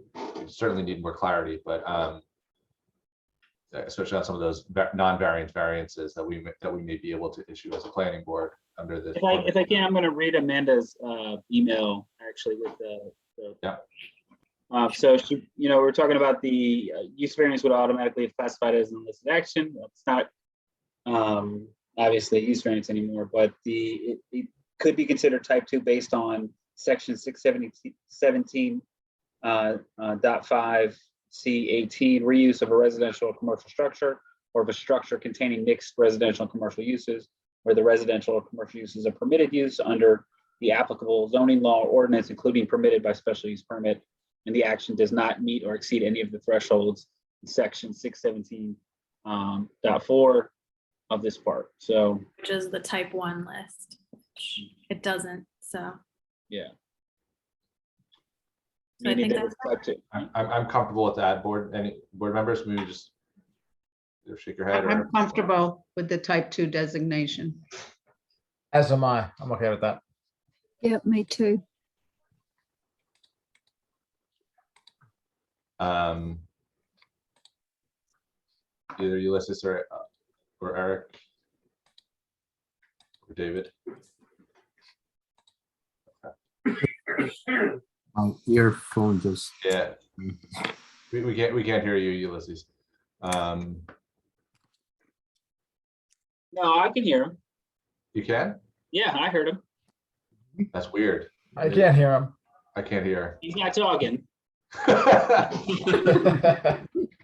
Ulysses, are you comfortable with the type 2 designation? I think that's what the chairman was at.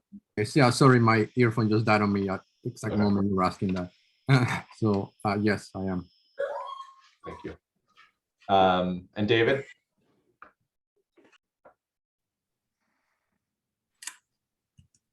Yeah, you're on mute.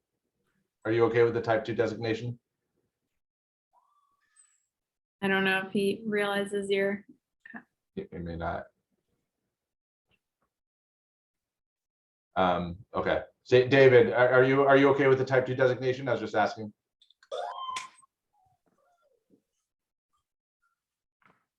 Okay. we may be having technical difficulties there, but yeah, I think he's off mute now. You're here? Hello? Yeah. Yeah. You okay with, yeah, we're just making, I just wanted everyone to clarify if they were okay with the type 2 designation that Amanda described. Yes. Okay. Okay. That's great. So, Okay. Does Eric need to be contacted to maybe know that he can rejoin the meeting? Yeah, Just wondering. I'll call him right now. Yeah, I did. Honestly, I apologize. I didn't realize. You're not taking any votes today, fortunately. So. Yes, exactly.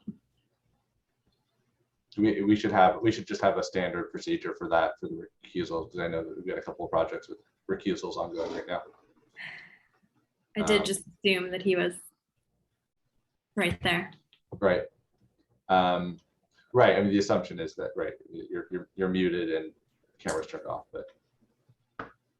Okay, so, but we've heard from, everybody else here. I think it's pretty consistent, so I'm okay with it. I also, to me, I think to open up a public hearing right now, I don't know if anyone's here to speak, but it would be just, I think, probably a good thing to do at this point. So if we could have a motion on that, if you guys agree with me. Michael Aronson, motion to open a public hearing on the item. Nina Aaron, second. Any objections? No objections. The motion passes. We are now in a public hearing. And is there anybody here from the public to speak to this application? And raise your hand in the Zoom function if you'd like to. I do not see any hands up. Only one person left, and I see that. no hands raised. Okay. So Jaime, there's no emails or any other communication on this, correct? Nope. Okay. No emails, no comments. All right, so nobody here is from the public, so can we have a motion to adjourn the public hearing? Bobby Bowker Aye. making a motion to adjourn public hearing.